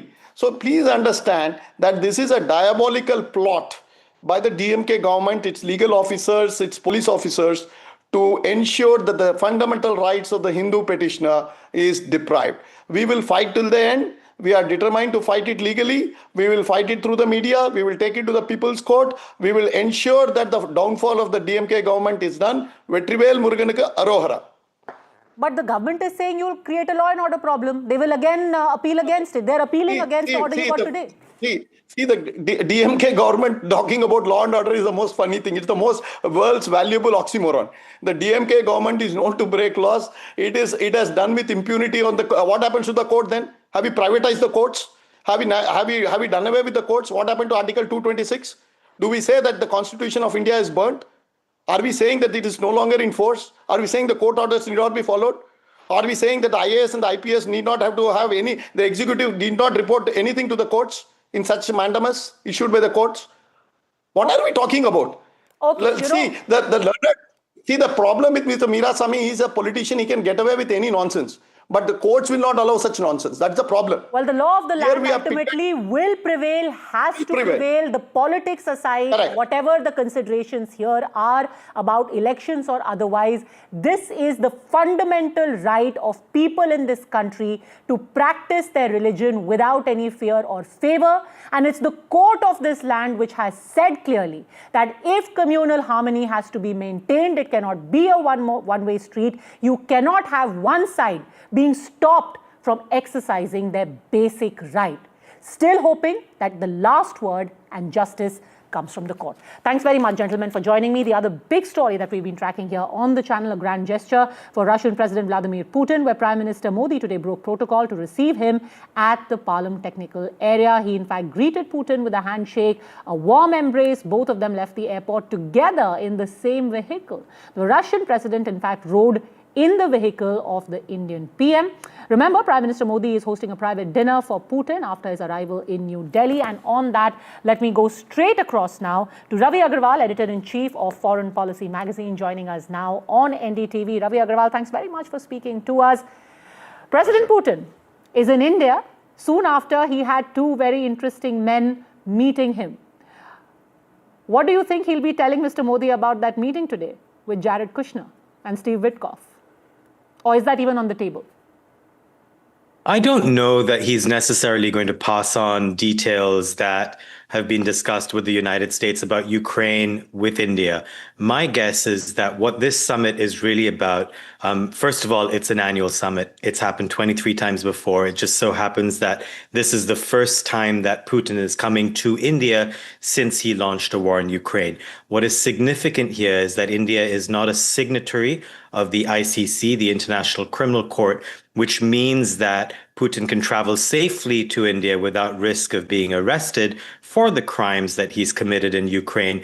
Crucially here, I think a lot of this visit is about symbolism for Putin. He wants to show the world and also the people back home in Russia that he can travel around the world. He is not a person that despite the best efforts of the West to isolate him, to sanction him, he can get around. So the scenes that we're looking at on your screens right now and that have been broadcast through today and tomorrow, very important for Putin. For Modi, however, it's quite different. He has to balance this sort of high wire act of hedging bets between Russia and the United States. Is it also a message to China that India is also a counterbalance in this region for Russia?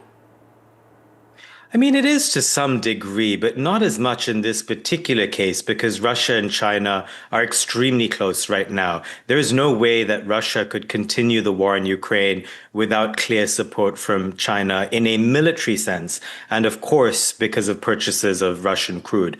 India is different in this regard. I mean, of course, it does buy Russian military hardware, but Russia's not depending on India to survive. And it's worth keeping in mind that in the last few weeks, India has dramatically reduced its purchases of Russian crude. Reliance Industries, of course, has stepped back from some of its private sector purchases as well. And all of that is because of pressure from the United States as President Trump tries to bear down on Putin and impose more pain on the Russian economy as a way of having a bit of leverage in these negotiations with Ukraine. What do you think Donald Trump would be thinking right now when he looks at these pictures of especially the Russian president riding along with Mr. Modi in his vehicle? I wouldn't make too much of this because remember, just a few months ago, Putin was in the United States, in Alaska, riding in the Beast, in President Trump's car, the president's car. And, so those images, which were seen around the world, and people like me and many others criticized the White House for hosting President Putin in the way that it did without really leading to any massive breakthroughs in negotiations over Ukraine. So if the American president could do that, I see no reason why the Indian prime minister can't do that. Each country is allowed to do as it pleases. I think the bigger takeaway from this really is that we're entering a world in which the United States is no longer the sole hegemon, a world in which many countries like India, we call them middle powers in academia, there are countries that feel that they need to hedge their bets, that they can't rely just on America or just on the West, and they need to have multi-aligned relations with many other countries. India has long actually tried to do that and must be feeling vindicated to a degree in having that kind of setup in its foreign policy. However, there are limits to this. You can't be everyone's friend and expect that to not collide at some point. And the era we're entering of war, basically several wars on multiple continents, means that geopolitical choices are more likely to collide today than they were 3, 4, 5 years ago. How do you suspect? Collide how for India? Collide because for the last 25 years, India has been trying to move closer and closer to the United States while maintaining a close friendship with Russia. That collided when Russia invaded Ukraine and the United States wanted to put a lot of pressure and sanctions on Russia, and it expected India to go along with the pressure campaign. India did not. But India could not continue that sort of independent policy indefinitely without some consequences. The consequences are the tariffs, the American tariffs on India this year, which in many ways have derailed a 25-year trend of the United States and India moving closer together. So that is the collision I'm describing, where you can have a foreign policy that is a la carte, picks and chooses your friends, but in a world in which there is conflict, that becomes much harder to do. But isn't this visit supposed to offset exactly that collision? To some degree. But remember, India is still reducing its purchases of Russian oil. Again, there's a lot of symbolism here for both the Indian domestic audience, for the Russian audience, also for a global audience. But ultimately, India's reality remains the same. It needs cheap oil. It is going to have to find it somewhere. Longer term, the bet that India needs to make is still one in which the United States is the world's biggest economy. The United States still has dominance in key areas of technology, whether it's AI, whether it's semiconductors, whether it's cloud computing. Russia is not an economy of the future. Let's be clear. Yes, it has hydrocarbons and fossil fuels, but longer term, India is going to have to figure out a way to work with the United States. Of course, the United States itself is not static. President Trump has been a huge disruptor to the system, but you can imagine that 3 years from now or 8 years from now, there could be a change. And India needs to keep some of its options open, but it can't write off the United States either. But Russia disagrees with that. Their view is that right now, economically, they are far more trustworthy, far more sturdy than at least Europe, if not America. Look, trustworthy in that the Russia-India relationship has indeed stood the test of time. From a Russian perspective, I get that. From an Indian perspective, I understand the loyalty. However, India must ask itself, is Russia an economy of the future? And look, part of the reason why the Russian economy hasn't entirely collapsed in the last 3 years is that it has transformed itself into a wartime economy. So a lot of its investments are going into defense infrastructure, into arms production, into arms sales. It has, of course, doubled down on fossil fuels. But again, these are not longer term things that are going to work out well for Russia. in the longer term, when this war eventually ends, Russia may still be relatively siloed from the rest of the global economy. It can't only depend on China and India to some degree. There are lots of problems there that could make Russia an unstable partner in the future. Remember, Putin won't stay in power forever, and he has been an incredibly repressive leader. He has thrown people into a meat grinder of a war with not much care for domestic human rights. At some point, that is going to catch up with Russia. And so if you are looking to deal with Russia, you don't want to ignore that. All right. For now, thanks very much, Ravi Agarwal. It'll be interesting to see over the next 24 hours the reactions. More importantly, what is the outcome of the meetings that we'll have here and how the world and America in particular reacts. For joining us with your perspective from Washington, Ravi Agarwal, it's been a pleasure. All right, that's it then on today's edition. But remember, when it comes to any big news story, when it comes to foreign policy, it's NDTV. The buck stops here. Time for a break.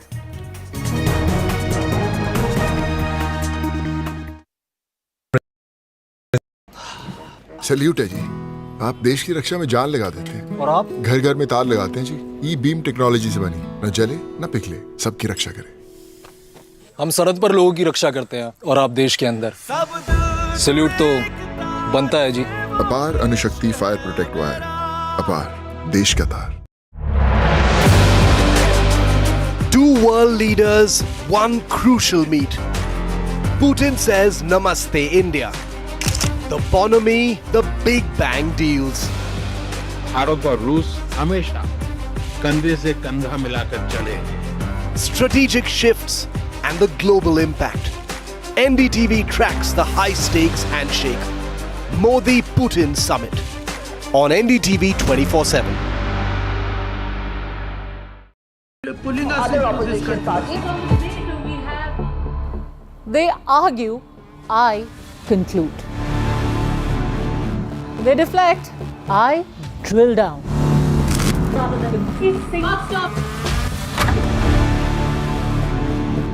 This isn't a free-for-all.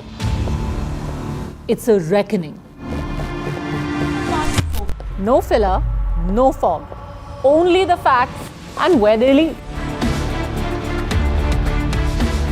Every night at 9, the case closes because the buck stops here. I don't sugarcoat. I shoot straight and tell you stories the way they need to be told. Unfiltered, unafraid, unmissable. That's how I roll. Watch me, Priyanka Deo, on NDTV World. Namaste. I just feel very privileged in the film industry, an industry that I'm extremely proud of. I'm honored to receive this prestigious award. I feel overwhelmed that the NDTV has chosen me for this very special award. Thank you so very much. This means a lot to me. It's a great honor and a great privilege. Really blessed to get this, and I'm really happy. This is one of the few moments I'm going to be humble, so please record this properly, guys. आज का दिन सबसे पहले जो foot soldiers, जो presiding officers और जो team है उनको सेलिब्रेट करने का है. And the NDTV Indian of the Year Award 2025 goes to NDTV Indian of the Year 2025 19 दिसंबर सिर्फ NDTV नेटवर्क पर.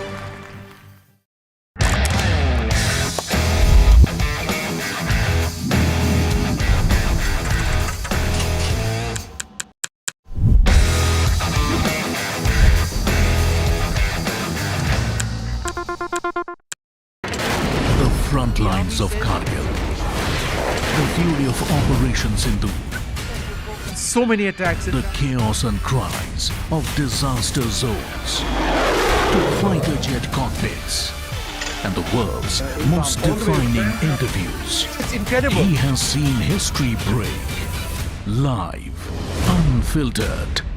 20,000 hours of live broadcasting. Welcome to Left, Right and Centre. Hard facts. War-struck country. Hard questions. In the Ukraine. 30 years of trust. In the Kargil area. North Ukraine. In France. In Italy. At Srinagar. Vishnu Shom for NDTV. Vishnu Shom. Only on NDTV. He has tracked the pulse of power from Washington to Korea. Witnessed history.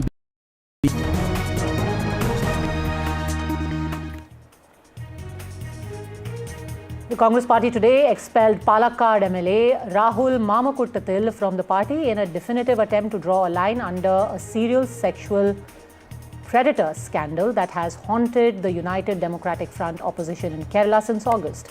The decision came close on the heels of a district court in Thiruvananthapuram rejecting the MLA's anticipatory bail plea in a rape and coerced termination of pregnancy case based on a complaint filed last week by an acquaintance of his.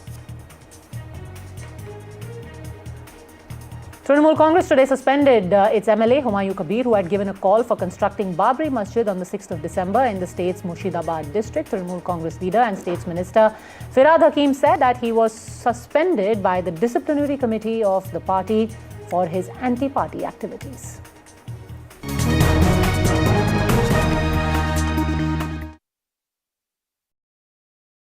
The best app to use is the NDTV app.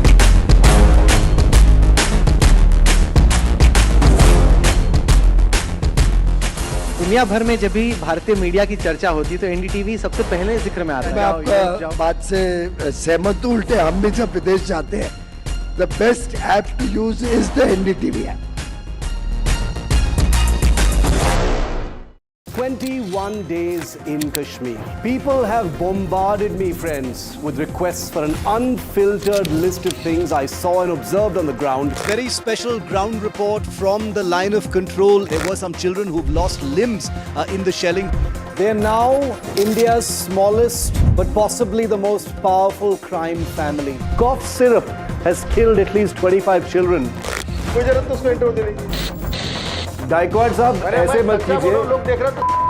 Suddenly people are wondering about the weaponization of India-Pakistan cricket. We live and breathe elections. You will not believe your eyes or ears when I show you what I'm about to do. And for a country that has fought so many wars in the mountains and at high altitude, we're standing on the Indian Navy's newest warship, the line of control, Shiv Arur, NDTV.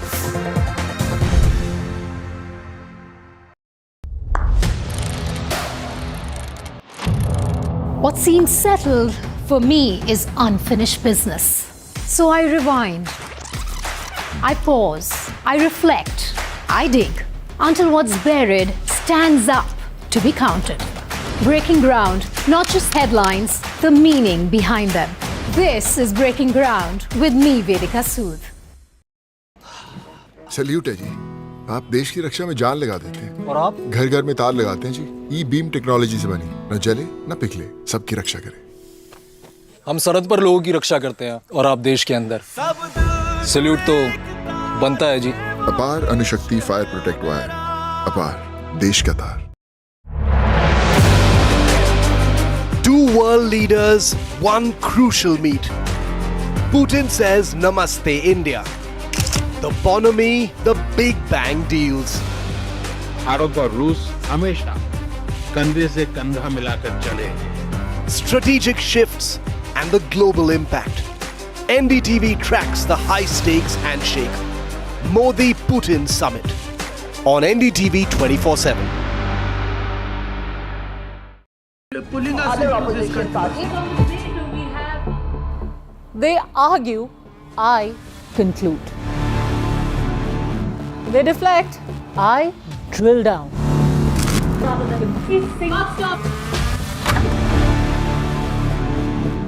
This isn't a free-for-all. It's a reckoning. No filler, no fog. Only the facts and where they lead. Every night at 9, the case closes because the buck stops here. I don't sugarcoat. I shoot straight and tell you stories the way they need to be told. Unfiltered, unafraid, unmissable. That's how I roll. Watch me, Priyanka Deo, on NDTV World. Namaste. I just feel very privileged in the film industry, an industry that I'm extremely proud of. I'm honored to receive this prestigious award. I feel overwhelmed that the NDTV has chosen me for this very special award. Thank you so very much, this means a lot to me. Is a great honor and a great privilege. Really blessed to get this, and I'm really happy. This is one of the few moments I'm going to be humble, so please record this properly, guys. आज का दिन सबसे पहले जो foot soldiers, जो presiding officers और जो team है उनको सेलिब्रेट करने का है. And the NDTV Indian of the Year Award 2025 goes to NDTV Indian of the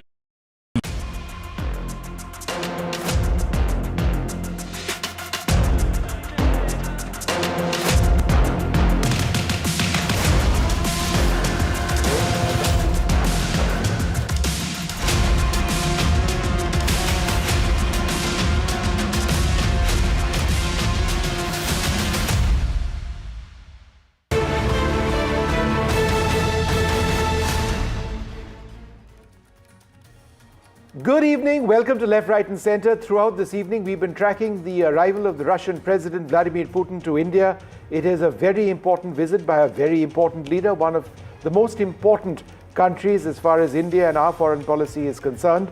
Prime Minister Narendra Modi was at the airport to receive the Russian President.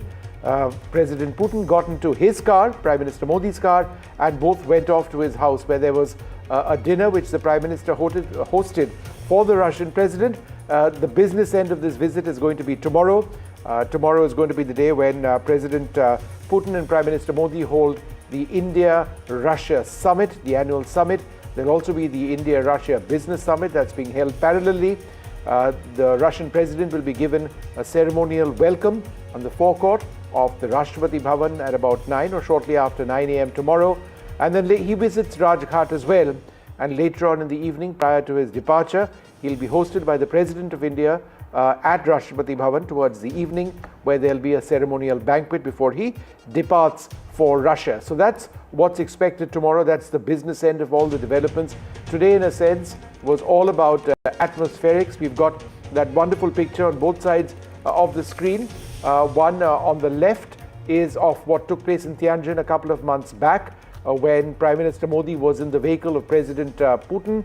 But now it's the other way around, with Prime Minister Modi in the vehicle, with President Putin in the vehicle of Prime Minister Modi. So the images on your screen, President Putin arrived in India shortly before 7 p.m. This evening, and then they drove off straight. There was that hug as well. The Prime Minister was waiting for him. Now you can expect this, or you should assume that this would have been the case, and indeed it was. This is something which the Prime Minister reserves for his closest international partners. Russia is quite clearly one of them. So not only did the Prime Minister greet President Putin at Palam Airport, both travelled with each other. It's a gesture that's been reserved for the Russian President and a few other international leaders. Let's take a look at the bonhomie between the two leaders, not just today, but in the past.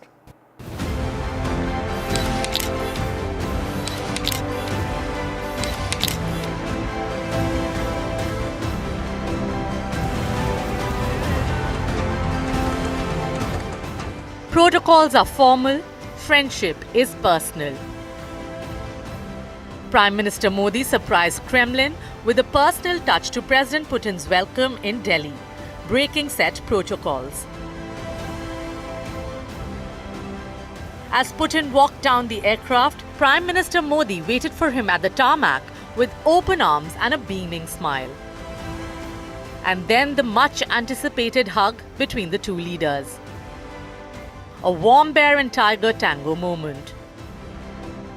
Prime Minister broke another protocol, and the two leaders travelled in the same car from the airport to the Prime Minister's residence, diving straight into an animated conversation.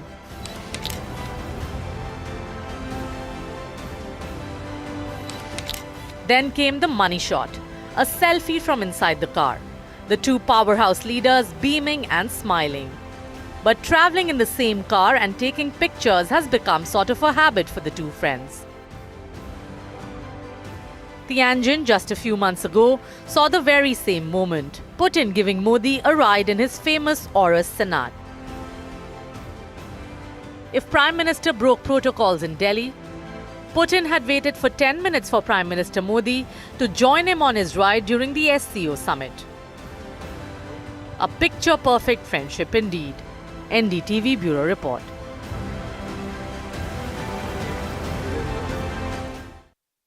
Well, what can be expected in this visit? It is an important one. I'm joined in the studio. Roman Volkov is a Russian entrepreneur. He's been living in India for the last couple of years. Ajay Malhotra, former Indian ambassador to Moscow. We've got Dr. Sudhir Mishra, the current and Air Marshal R. G.K. Kapoor. Thank you all very much for being with us. Ambassador Malhotra, let's talk a little bit about trade first, because it's been an unequal trade partnership in the sense that India continues to import much more than Russia does of Indian items, Indian supplies. Of course, Russia is in a war right now, but realistically, by the end of this visit, do you expect that trade imbalance to be addressed substantially? Vishnu, when you trade, both sides benefit. You agree on a price which the buyer and the seller think is mutually beneficial and advantageous, and then you have a deal and then trade takes place. So in this case, I wouldn't worry too much about the so-called imbalance, because India benefits from that imbalance. I mean, it would be frankly quite ridiculous if we are trying to remove the imbalance by asking the Russians to curtail oil imports. We are benefiting from that because of the lower price at which we've been buying so far. So unlike in other cases, I wouldn't say that we need to reduce Russian imports, but perhaps we need to increase Indian exports. Yeah, exactly. That's what I'm asking. And that's what needs to be done. We're looking at pharma, we're looking at agriculture, we're looking at automotive components. Is that something that's realistically going to be addressed in this visit, Ambassador? It will be addressed, but the success rate, I would say, from 5 billion Indian exports, you might get to 7 or 8 billion. But suddenly going up 7 or 10 times, like the Russian exports to us went up because of a purchase of a large quantity of oil, which is very beneficial to us. Sure. So in the other direction, I don't see it taking place, except there are a few commodities where we can do well. For example, pharma, fertilizers, importing from there, but pharma from us, some agricultural produce. Shrimp, for example, has great perspective out there. And I'm looking at items where we have, our industry might have suffered due to the sanctions and the tariffs being put by the Americans. So certainly you have textiles and hosiery. You would have food products and seafood in particular. And you would have maybe items like carpets, for example. Sure.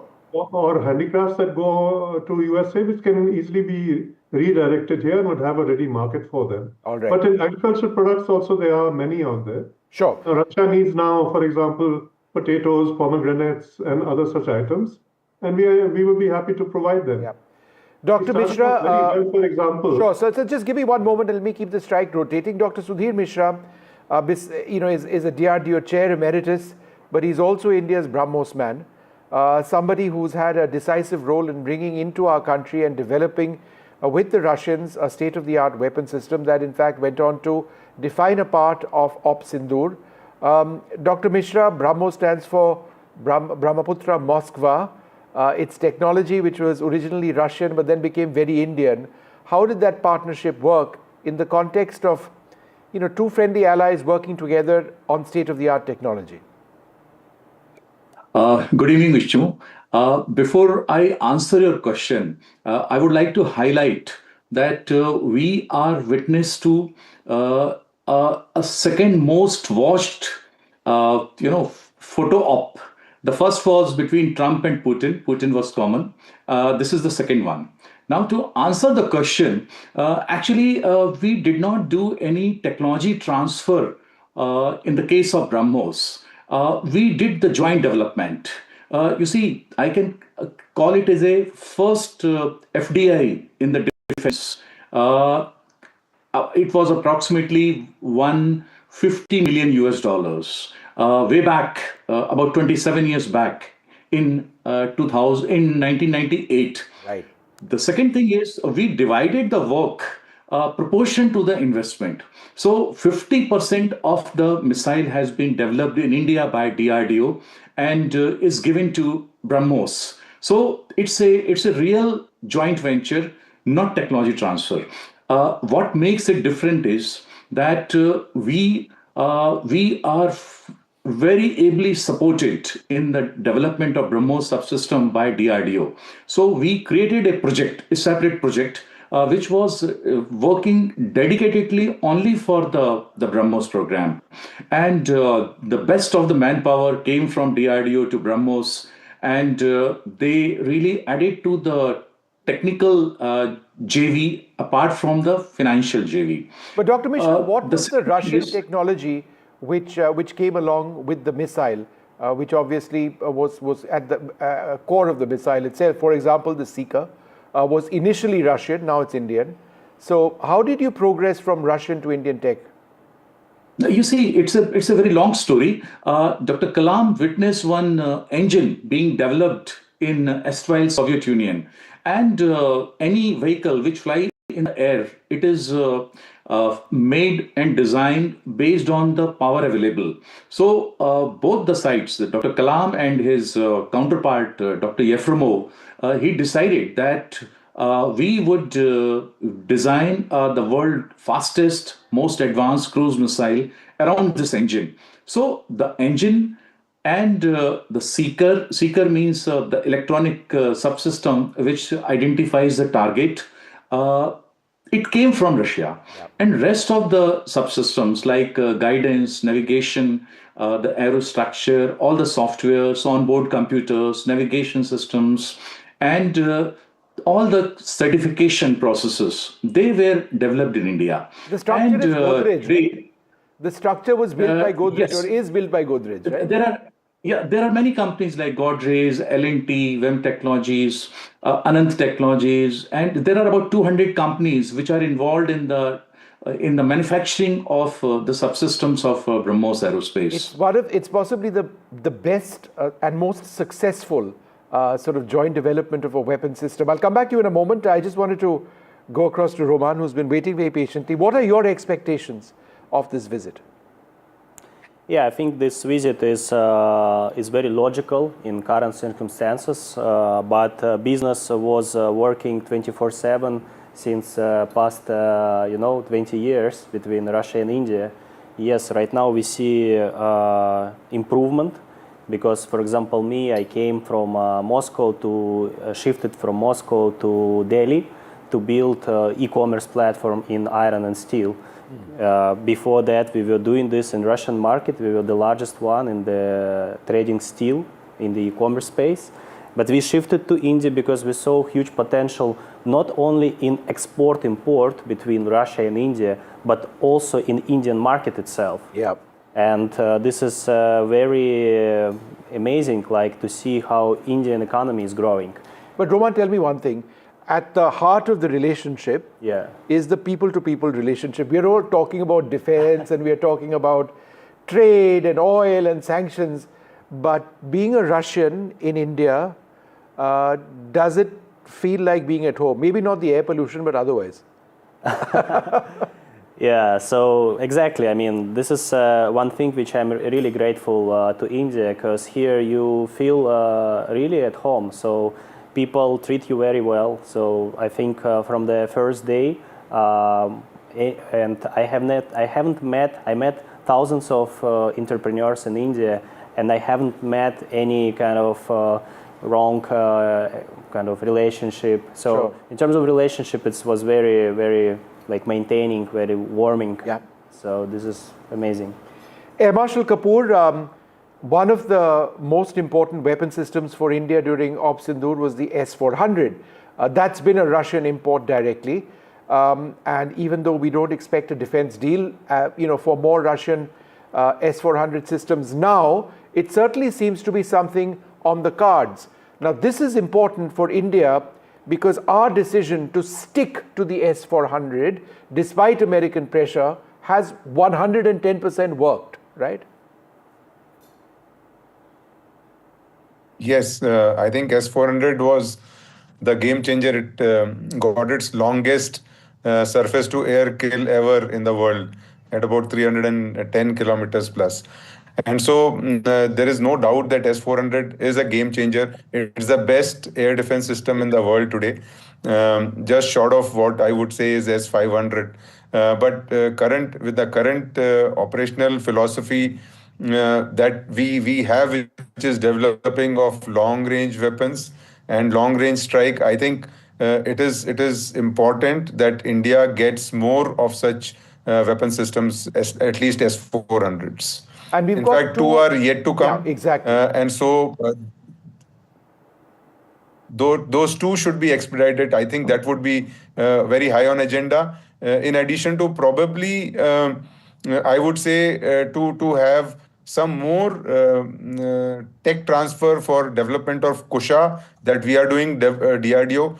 I think this is a great opportunity for two nations to look at some deliverables in co-development and co-production, where India gains in terms of technology transfer, in terms of building up its own technology base to leapfrog into a world standard that awaits us.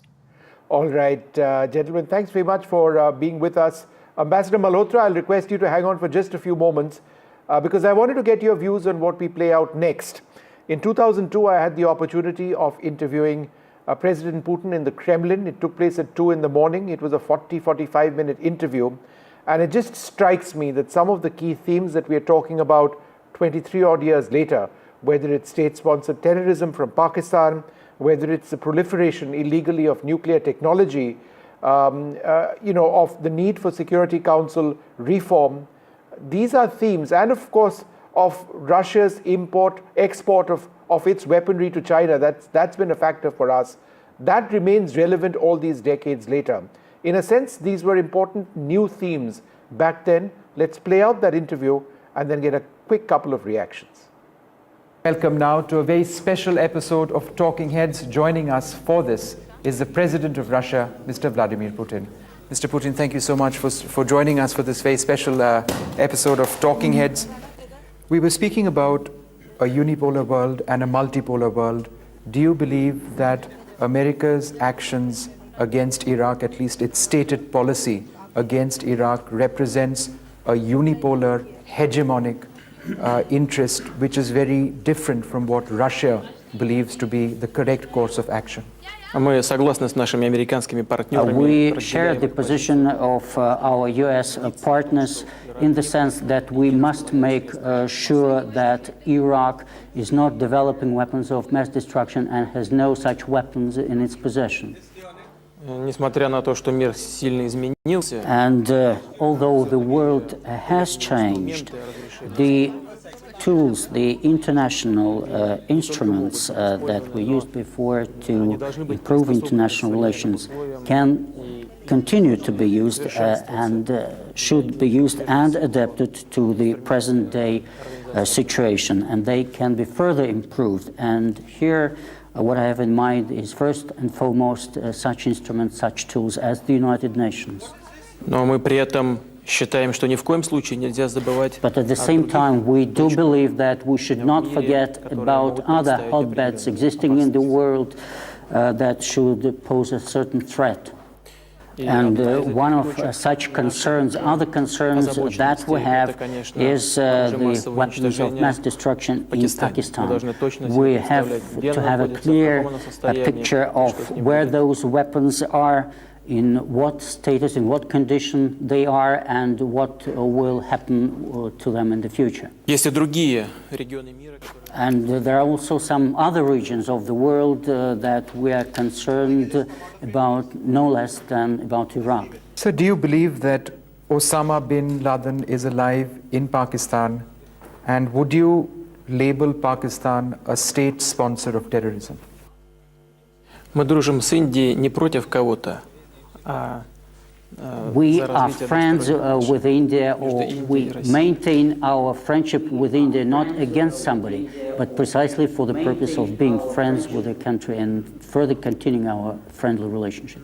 Но негативное влияние в прежние годы. But the negative influence that Pakistan used to exercise in neighboring Afghanistan in previous years, including support of Taliban, are well-known facts. Ясно, и мы это хорошо знаем, что Усама бен Ладен не And просто it is активно quite сотрудничал obvious, с and we are Талибаном, fully aware это of the fact that Osama bin Laden not just actively cooperated with Taliban, but he was part of the whole system. President Putin, in the past, you have spoken of a strategic relationship between India, China, and Russia. What really do you mean by this strategic relationship? Китай наш сосед, Индия. China is our neighbor, and India is one of our major international partners and a country relations with which are of utmost importance to us. And we think that we should try to develop our bilateral relations with each of these countries, because each relationship is of paramount importance for the Russian Federation. Наша позиция заключается в том, что And our position is as follows. We are convinced in the need for positive development of relations between Russia and India, Russia and China and India. And I think that all the parties concerned are interested in that development, all the parties within this triangle. Вместе с тем, я не думаю, что мы должны At the same time, I think that we shouldn't get ahead of time or move ahead without proper preparation. We should move ahead step by step in a staged way, trying to develop harmonious relations, preparing all the necessary conditions. But of course, our aspiration, overall aspiration, should be to develop our relations in as positive a way as possible.